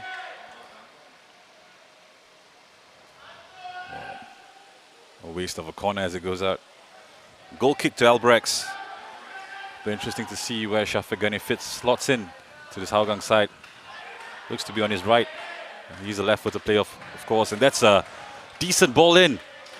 Ewan looking for Nicky Melvin Singh. Perhaps a tad bit too hard with the pass. A good idea from the youngster.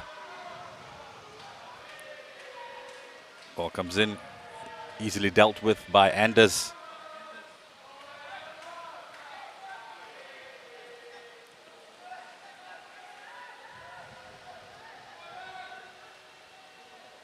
Shafiq Ghani is on the right side. And we see Kaishu as well push up. The more attacking position. There's Nazrul trying to win it back. That's a beautiful pass played into Tokiwa by Chiku. Just unfortunate for Tokiwa. He couldn't quite take the first touch out in front of him. There's Tokiwa. Well, we see the link-up play between Tokiwa, Nagasawa and Kondo. This is Nagasawa. Skips past his man with ease.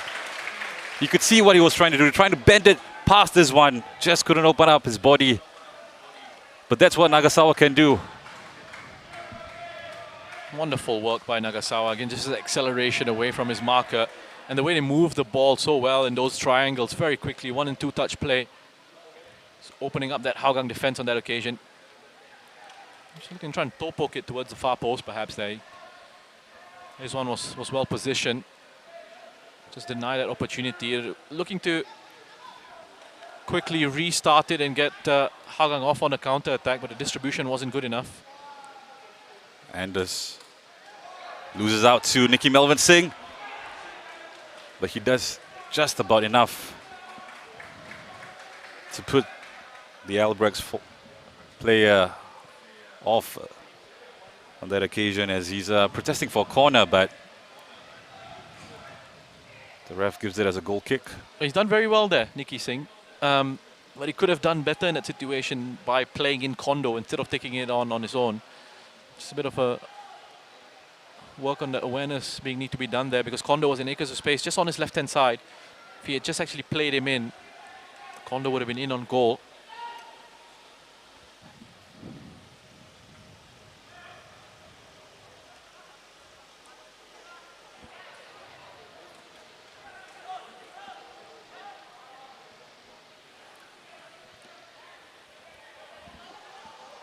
Final time. No options to play it forward. This is Afiq Noor. Confident enough to turn and spread play. Finding Shafiq Ghani on the far side. Oh, but he loses it too cheaply and gives away a foul. Unnecessarily there.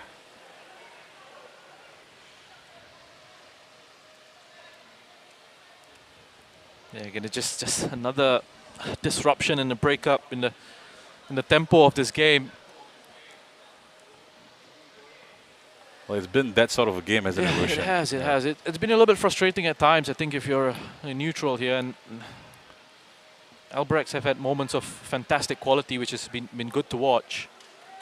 And also at times, just with maybe fouls here and there, the rhythm of the game does get disrupted. It's not really been that flowing, and I have to say, Hougang, for the most part, haven't really been in the game. Haven't really created anything of note. There's still plenty of time to go here.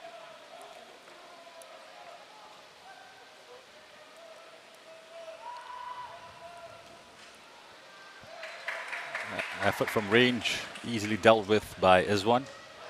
Fahan Zulkifli comes away with it. Poor pass to Hashioka. So still going.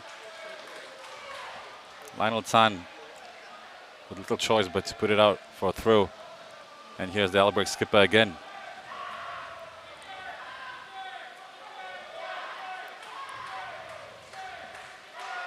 Kondo releasing Hashioka down the right flank. Didn't measure his pass though. Yeah, we've got fans in the stands who have been making themselves heard. We've got the Hougang Hools as well on the far side of the pitch, just outside the ground. I mean, lots of people sitting around and watching the match as well.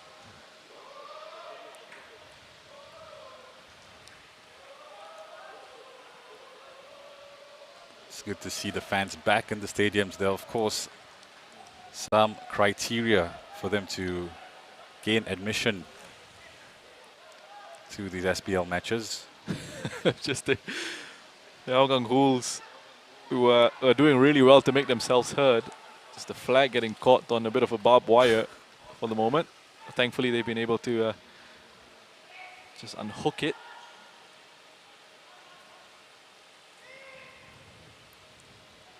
It's Kondo.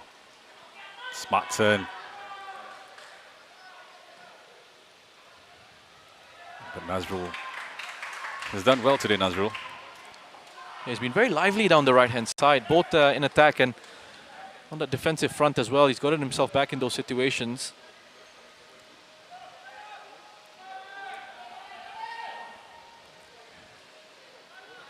Fahan.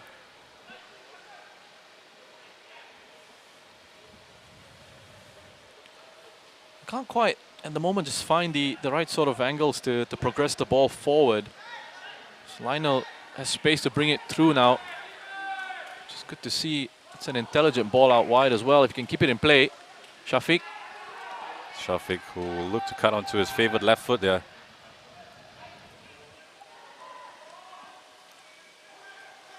Fabian finds Doi. Yamashita with that clearance.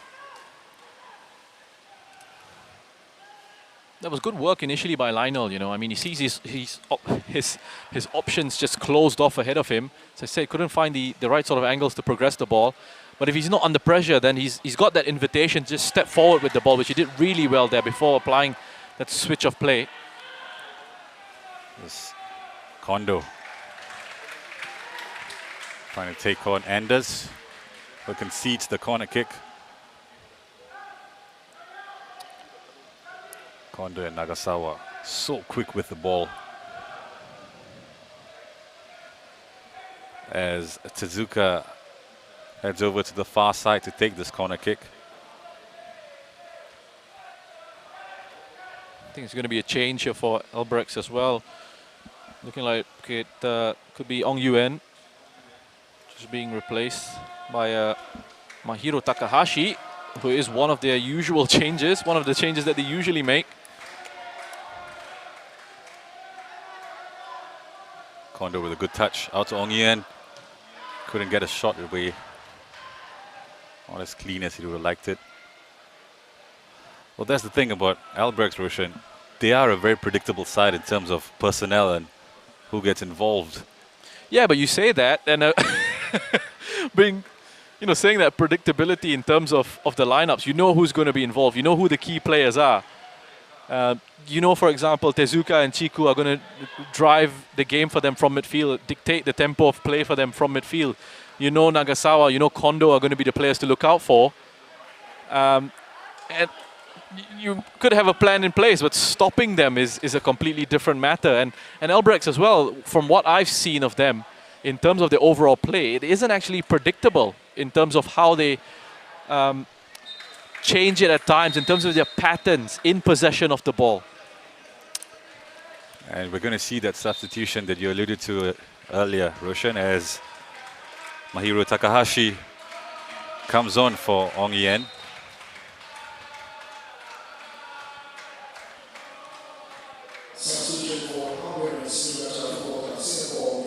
So Ong Yen is a strong contender for Young Player of the Year for sure. He's put in some very, very good performances.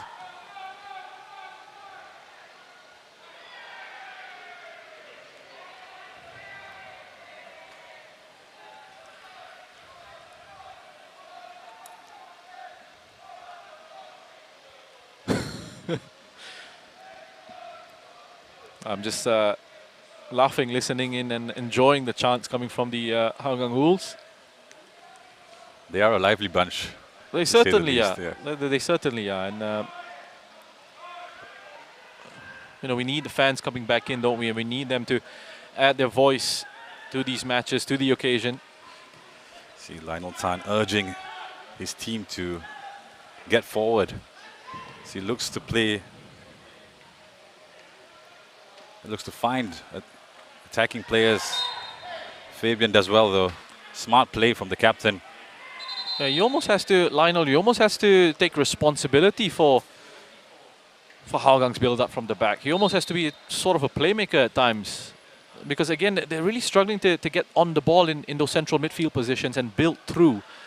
Because of the way Albirex are setting themselves up, sure, as an invitation, as I said, for Lionel to push on and step forward. But again, as you saw there, as he was moving forward with the ball, he's demanding options from his teammates. Not quite getting those options available to him. But is that down to the fact that they've pushed Kashi Yamazaki up? Well, if they've pushed him into those central positions, then you're thinking they want him to get more involved in those central areas, because he wasn't that involved in the first half out on that right-hand side. But they still aren't able to progress it into him, into those situations. Unless, of course, your suggestion is to drop Kaishu Yamazaki deeper into midfield. Because looking at the profile of the central midfielders they have, he's one of those who can receive the ball on the turn, which I think they're currently struggling with, especially with players like Fabian, where that's not his strongest suit. Yeah, absolutely right. You know, the profile of players, it matters. And we're going to see another substitution here. I believe it's Firoz Hassan, who's coming on against his former club, the 32-year-old, in place of Nicky Melvin Singh, who has to be stretched off. Firoz Hassan, of course, you can see as a stalwart in the local league. Spent 4 years at Hougang. He's had injury issues the last 2 years with Albirex. Good to see him back in action. Well, Doyle asking too much of Afigno on that occasion.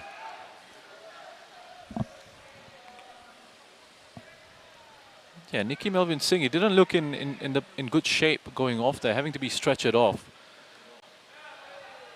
Good touch from Firoz. Ball goes out to Hashioka. Up against Fahan Zulkifli, who does very well. And comes away with it cleanly as well. But he's halted by Chiku.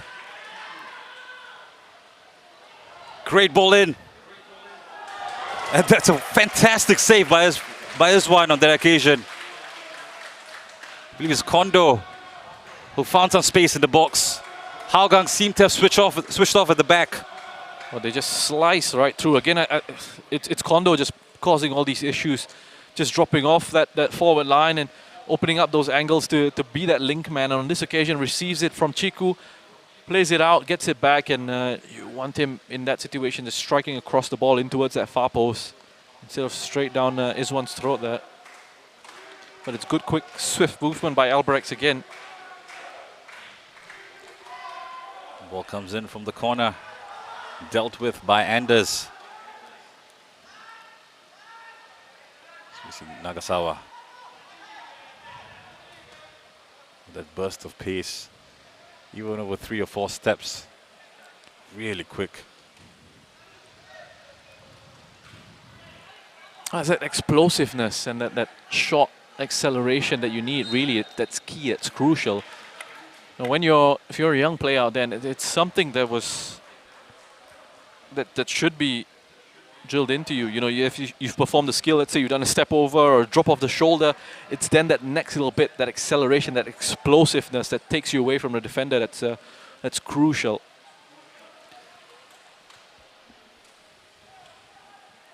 Can you change the tempo of your play? So we see Farhan and Nazrul swap flanks here. This one, poor pass.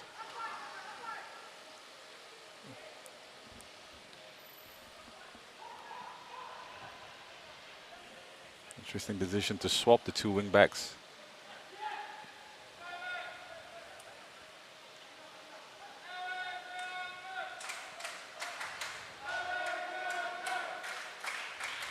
Albirex finding some space down the left flank. Goes out to Tokiwa. He's caught in an offside position. The trio of Tokiwa, Kondo and Nagasawa linking up really well. Yeah. Clear offside. Straight offside, didn't he? I mean, he wasn't looking across the line at all. Just looking at the ball. Didn't really have an idea of where that defensive line was. It's quite an easy decision for the assistant referee on this side to make.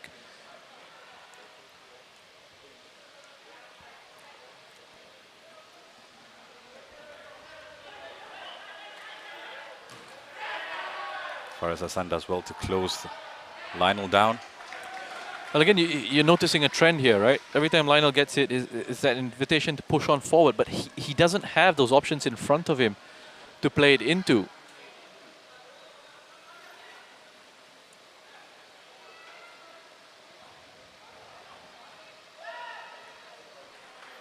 Takahashi unable to find an orange shirt.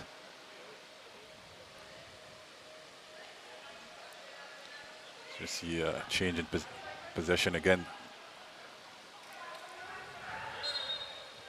Afik now looking for it again, as you mentioned, Roshan. No clear options for them to play that forward pass. Intelligent play from Afik just to win a free kick to slow things down. So you see Doi with off the ball run, intelligent run there. Bakoga was quick to the danger. It was Farhan as well, again with some wonderful work, just cutting inside onto his left foot just to play that pass in behind for Doi. On that occasion, just had a bit too much on that attempted pass into him.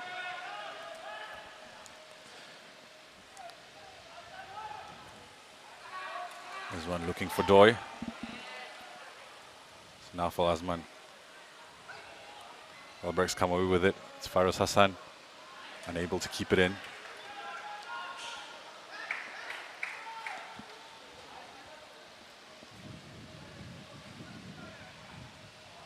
Hougang need to find spaces in this Albirex half.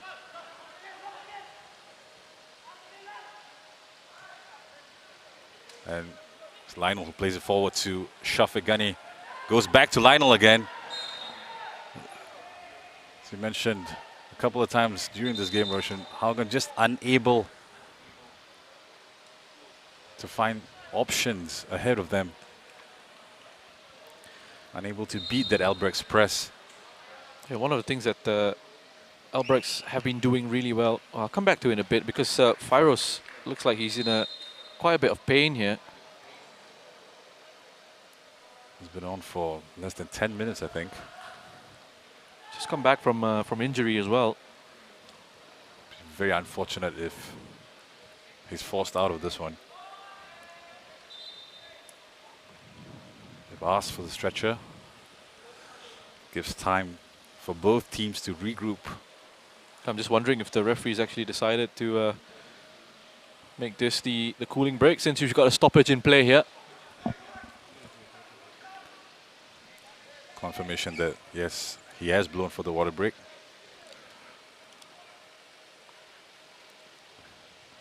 This doesn't look good for Fyros.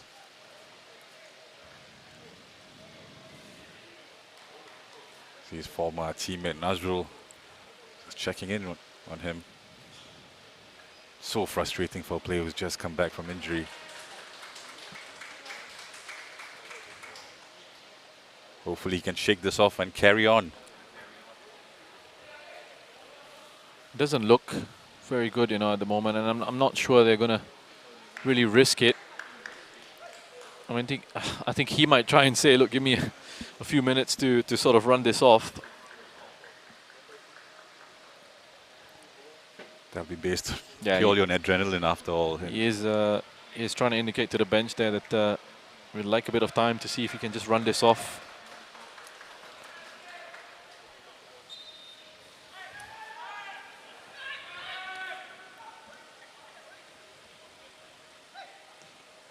Fahan finds Fabian. Albirex not really pressing Hougang on this occasion. Tezuka. Yes, Takahashi for support, but the ball goes out of play. A bit too long from Tezuka on that occasion.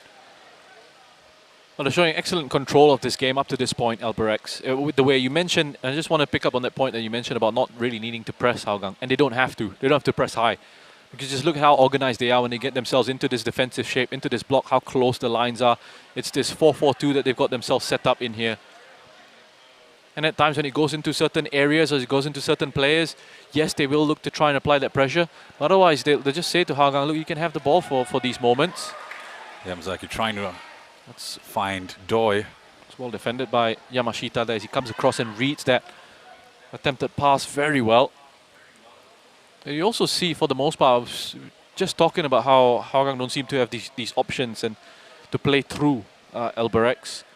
And it's also because of how Albirex are shutting off those passing angles, how they're positioning themselves so that the passes aren't available. You can just shut off the passing lane, for example. As long as you've got a bit of awareness of where the man is, over which shoulder, reading of the game as well, reading of where potentially the pass could be made into, just blocking off those passing lanes.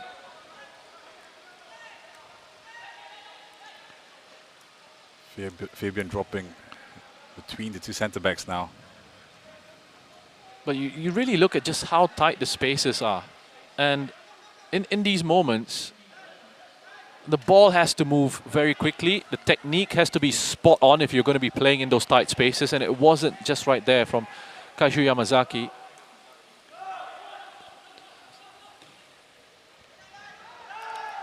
Well, Lionel has Kondo for company, does well. That's a beautiful bit of invention. Good ball into Doi. Doi with space. Picks his spot, goes for goal.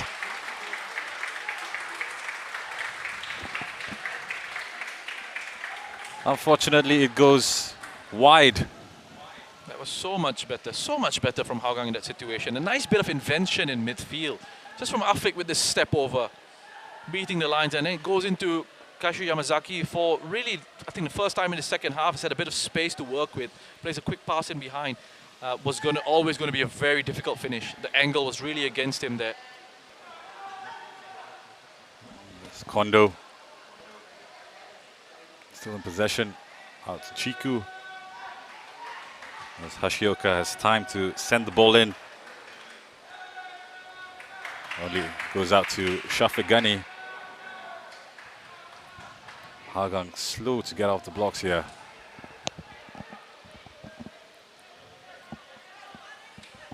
Afik No trying to play the ball into Doi, who does well to win it back. This is Naufal Azman. to Fabian, and we see Lionel stepping up again. Afiq. Kaishu wants it, and he wants it quickly. He wants it to be zipped into him in these positions there, and he gets it. Well, he showed the ability to turn his marker. Here's Kaishu on the ball again. Fan Zulkifli puts the ball in, easily dealt with by Yamashita. Now it's Nazrul. 3 players in the box for Hougang, and it finds the head of Naufal Asman, who just got under the header. Well, the fans are applauding Hougang's efforts. Prolonged passage of play, ending off with a disappointing header from Naufal. Well, it's a good ball that comes in, and the difficulty for Naufal there is he's kind of standing still as it comes into him. Yeah, and as you mentioned quite rightly, does get underneath the ball a little bit, can't direct it on towards goal. But they need to look at just that pass from Fabian into Kaishu Yamazaki a little bit early on. They need to look for those a little bit more. Take a few more risks with those penetrative passes into Kaishu in between the lines, who's showing a lot more as well. Just get your head up and get it into him as quickly as you possibly can. As you mentioned, he has that ability to receive the ball on the turn, and he showed it on that occasion. And against Albirex, it's, as you see, Nazrul is going down hard here off this challenge. And yes, you need that technique to be spot on, sure. But you also need to be brave in those situations, in those tight spaces, to almost say, yeah, I want it here, and I want to try and make something happen. But that's confidence in your ability in the end of the day. Yeah, confidence in your ability, yes. Because they are very organized defensively. They are very compact, especially when they're sitting in the way that they are in the second half. Kondo still has the ball. Here's again. Skipping past 1, 2, 3. Kondo in space. Looks for the bottom right corner. This one does ever so well. That should have been 2-0 to Albirex. Listen, he's a joy to watch. He's a joy to watch, Graba Kondo. Have a look at this. Turns away, 1, 2, 3. Drop of the shoulder, quick change of direction, and just tries to pass it in towards that far post. This one is too much quality. Easily he's able to just get that away from the target.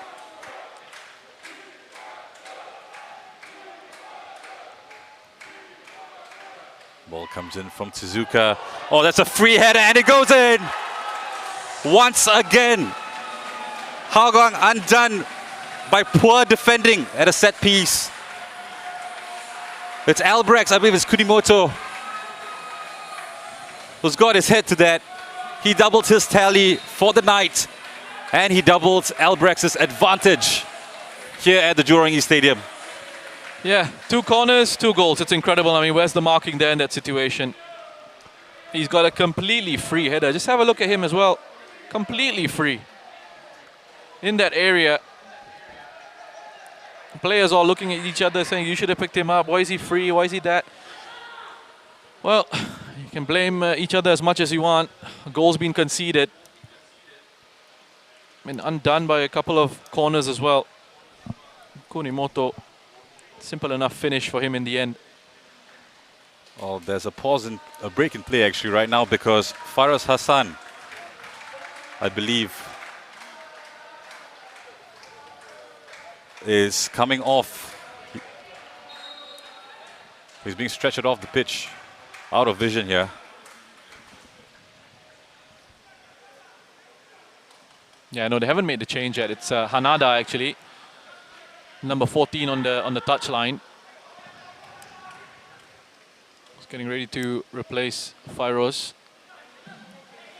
We also saw a substitution for Hougang with Amir Zalani coming on for Naufal. To give them a bit more in those attacking areas. There we go, confirmation of that. Hanada coming on for Fairoz, who unfortunately has to go off due to injury.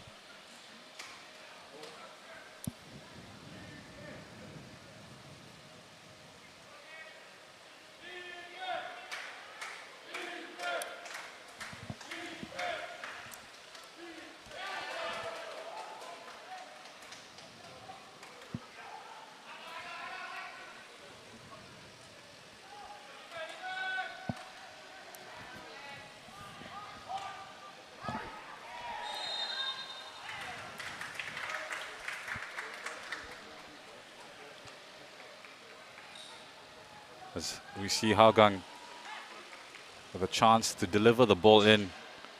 And it's Shafiq Ghani who runs over to the far side. We know that he has a good left foot. Can he deliver quality into the box? As Hougang try to salvage the situation here, try to force the issue.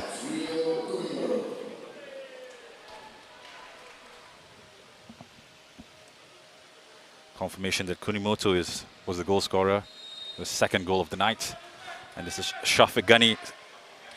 Oh, that's gone in off an Albirex player.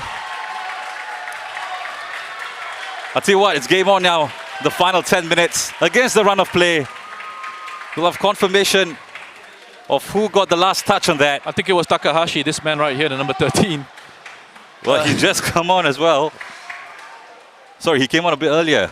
Well, Shafiq, Substitute. I mean, you spoke about him delivering quality into the box. And Tell you what, that's a good attacking header, actually. it's just unfortunate for Takahashi that he gets caught underneath it and he ends up flicking it into the back of the net. It's 2-1. I don't think Hougang have done anything to deserve a goal, but they've been gifted one by Albirex. And suddenly it's game back on, which is great for the rest of us. I'm not sure if Hougang deserved that goal, but we definitely deserve entertainment, and we're going to get it in the last 10 minutes here. This will give a much-needed boost for the Cheetahs to try and get it back. But it's Kondo showing great technique to go past Anders and Lionel. Just couldn't get a shot away. But the touch shown by Kondo on that occasion, simply classy. Yeah, absolutely fantastic. I mean, to Lionel's credit, wonderful recovery to get himself back. But Kondo is just pure class. He's just an absolute joy to watch, Kuraba Kondo. And again, on his own there, just taking on a couple of defenders, flicking it above their heads into space in behind them. Just couldn't quite find a finish on that occasion. Good recovery by Lionel to get himself back. It's another corner. Have they learned their lessons here, Hougang? That corner straight into the grateful arms of Izwan. Looking to release Nazrul. Nagasawa with the defensive duties at the back.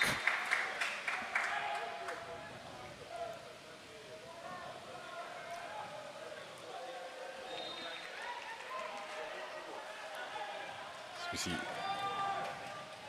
Shafiq plays the ball forward. Well, he finds a blue shirt. It's out to Doi. Well, Koga was caught in no man's land. I think it's Hashioka who managed to get it away. Well, listen, Albirex have got to keep their heads in this one here. They've looked in control for almost this entire game, and suddenly panic is starting to set into this defense. Confirmation that it was Tezuka with the own goal.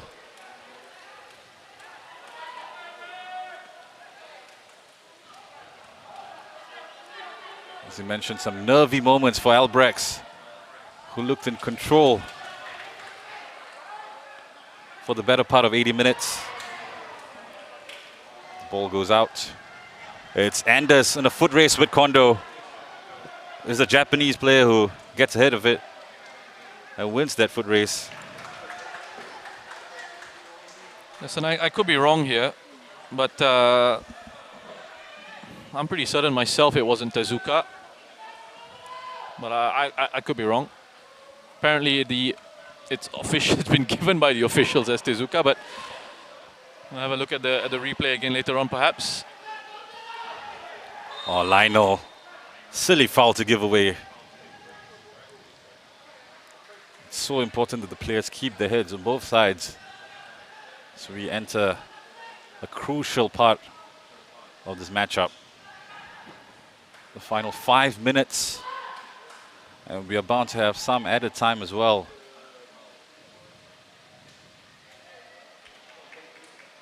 Another set piece in a dangerous area. Hougang have to defend this. properly. It's Tezuka. Puts a good ball in.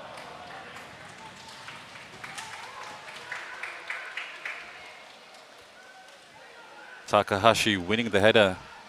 This time towards the right, in the right box, but his header was very tame and not on target.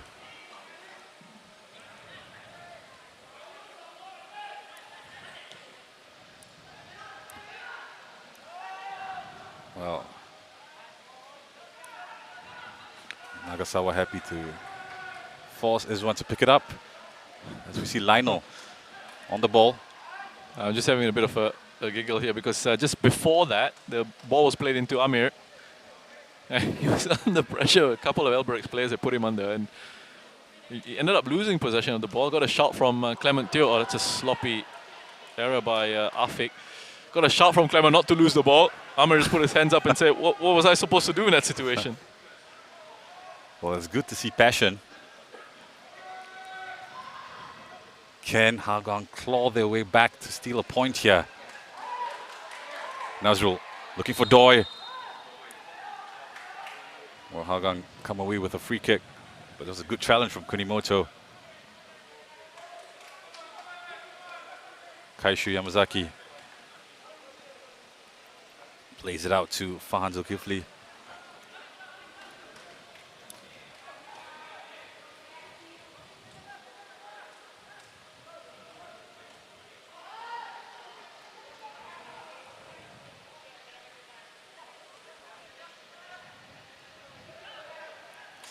Afik no to Lionel. Well, Amir Zalani again unable to keep the ball. Afik does well to win it back though. This is Shafiq Ghani. Unable to find Afik for the give and go as Koga clears his lines. Hashioka actually was under the ball there. Did well to keep it in. Yeah, good covering by Lionel. Just making sure he could come across. Get the ball back to his goalkeeper. A chance for Hougang to build again. Shafiq looking for the run of Doi. Easily dealt with by Kunimoto. Tezuka. It's Kondo.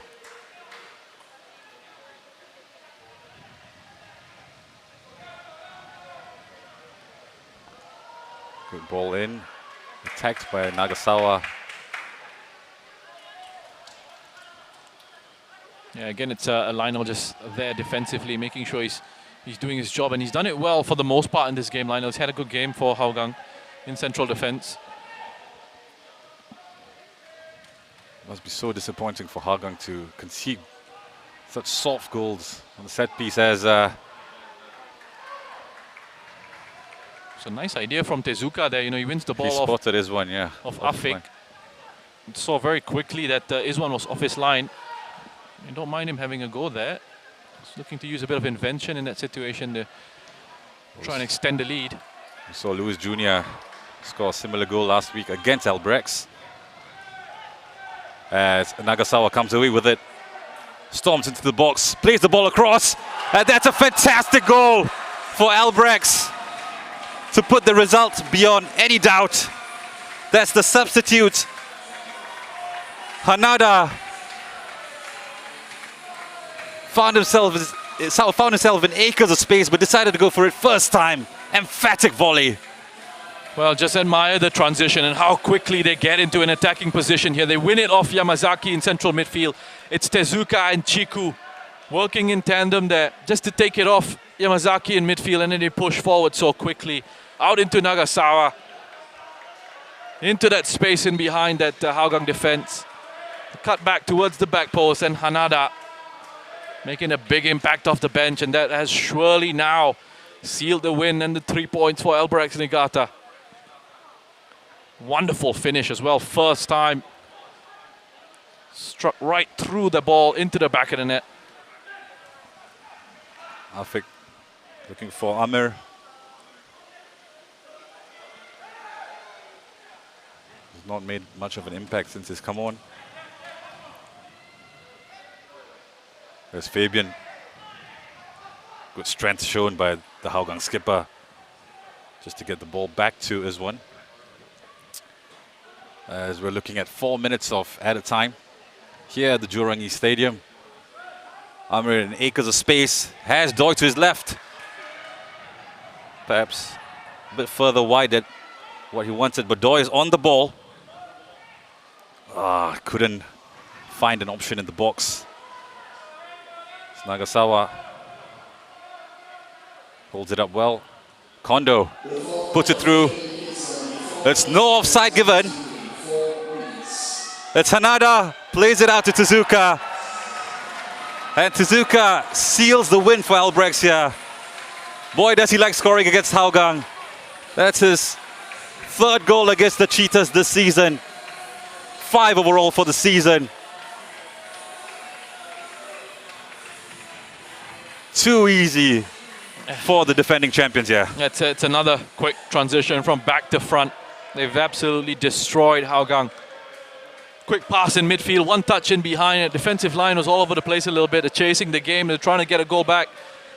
And Albirex have just exploited its space in behind. Simple enough finish from Tezuka in the end, but you have to credit the work rate.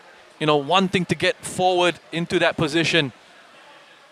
And this is something I've picked out from Albirex this season. Just how quickly they move in those transitional moments of the game on both sides, transitioning into attack, transitioning into defense.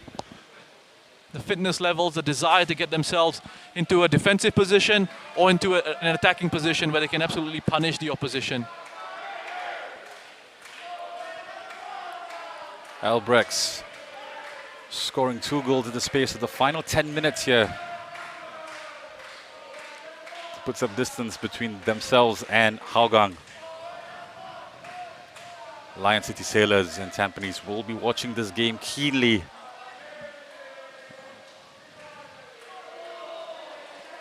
Well, that attempted cross. Putting his one under a bit of pressure there from Ashoka.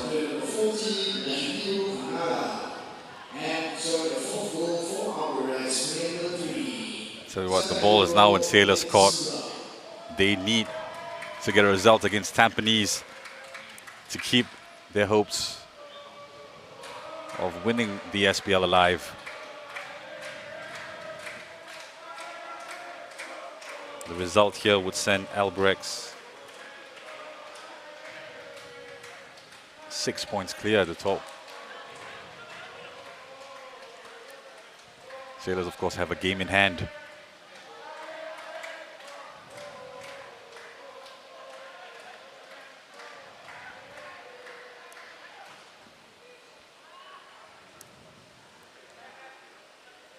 Fair result in the end, Roshan, for you? Yeah, I think so. I don't think Hougang were ever really in this game. They got off to a poor start, okay. They responded. Maybe they had a 20-minute spell in this match where they actually created a couple of opportunities. But aside from that, you know, I mean, it's 4-1. We've seen 5 goals. All 5 goals has been scored by Albirex. So I don't think Hougang can have any complaints about this. And it's really just not shown up in this game here. Hougang, who have looked impressive at times this season, but you can see their shortcomings in games like these. Just unable to assert themselves. Listen, I've enjoyed their play this season, and I've liked the fact that they've been in a title race, and I like what Clement said in the build-up to this game. You know, we've got to compete, we've got to try and win things, which is absolutely the right mentality to have. Good on them. I'm specifically talking about them in this game, and the performance in this game, in this 90 minutes hasn't been good enough.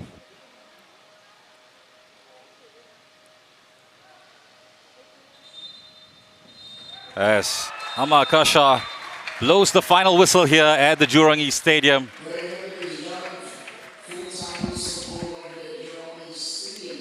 Kunimoto with a double before Hougang managed to pull one back, courtesy of an Albirex own goal. But then the result was put beyond any doubt in the final 10 minutes, courtesy of goals from Hanada and Tezuka, who has a knack of scoring against the Cheetahs. Final score here at the Jurong East Stadium. It's Albirex Niigata 4, Hougang United 1. Don't go anywhere, as Colette Wong will bring you the full-time highlights along with Rish Roshan Rai. The incident was. I didn't see. Yeah. I didn't really see what there might have been a handball incident there might have been a handball incident. I think in that first half where in the second half, I think it was early in the second half. Was it in the 50th second half? minute. Right here, we're showing Yeah. you the incident here. It looked to be a handball. of Tokiwa. I mean, look, well, we're getting. His arm is away from his body at the time I said that. We're getting to look at it 5-6 times. We don't have that technology, that VAR technology for the referees to go and look at. Yeah. So yes, these decisions go against you at times. You got to get on with it Yeah. in those situations. Did that go against them? Perhaps it did. Perhaps it should have been a penalty. But aside from that, overall, in terms of the game, Clement said they didn't deserve anything, which is essentially agreeing with what I've said in commentary, what I've said here. So, you know, again, if you're relying on the referee to give you a penalty, you're putting control out of your hands, outside of your hands. You're basing it on the decision of that someone else has to make. And the decision doesn't go your way, you still got to get on with the game. Where's that resilience? You know, you don't get a decision going your way, you don't fall apart. So, you know, I don't think they deserved anything out of this game at all. It was just completely an overall performance. Well, it was a overall poor performance. Yeah, well, it was a great football match for the neutrals and for the spectators watching here. We had plenty on the grounds. We had plenty outside the grounds as well. A final score 4-1, Albirex Niigata over Hougang United. And that is a victory once again for them. And that moves them clear of Lion City Sailors. Have a look at that. That's 6 points clear of Lion City Sailors, but who have played 2 games fewer than Albirex Niigata. Hougang United, they failed in their chance of overtaking Lion City Sailors today with that defeat. Tampines Rovers are 4th. They, of course, take on the Lion City Sailors. That game coming up at the Jalan Besar Stadium on Sunday, and that is a match you must not miss. Young Lions versus Balista Khalsa is one of 2 matches coming up tomorrow. Geylang International up against Tanjong Pagar United. That is the other. So 2 matches live from the Singapore Premier League on Saturday, and on Sunday it's that big one between the Sailors and Tampines Rovers, and we're all looking forward to all those 3 matches, which you can of course watch live here on the various platforms offered to you by the Singapore Premier League and OnePlay. Well, fantastic football and really good to have been here to watch it. Really entertaining. Yep. And I know you've got a full week ahead of you in the Singapore I really Premier League. enjoyed it. Looking forward to the games coming up over the weekend. Absolutely. And challenge has been thrown down to the Lion City Sailors. Well, it's been a pleasure having you on the show, Roshan. Great commentary, great punditry. And thanks so much for your company tonight. Till next time. Bye-bye.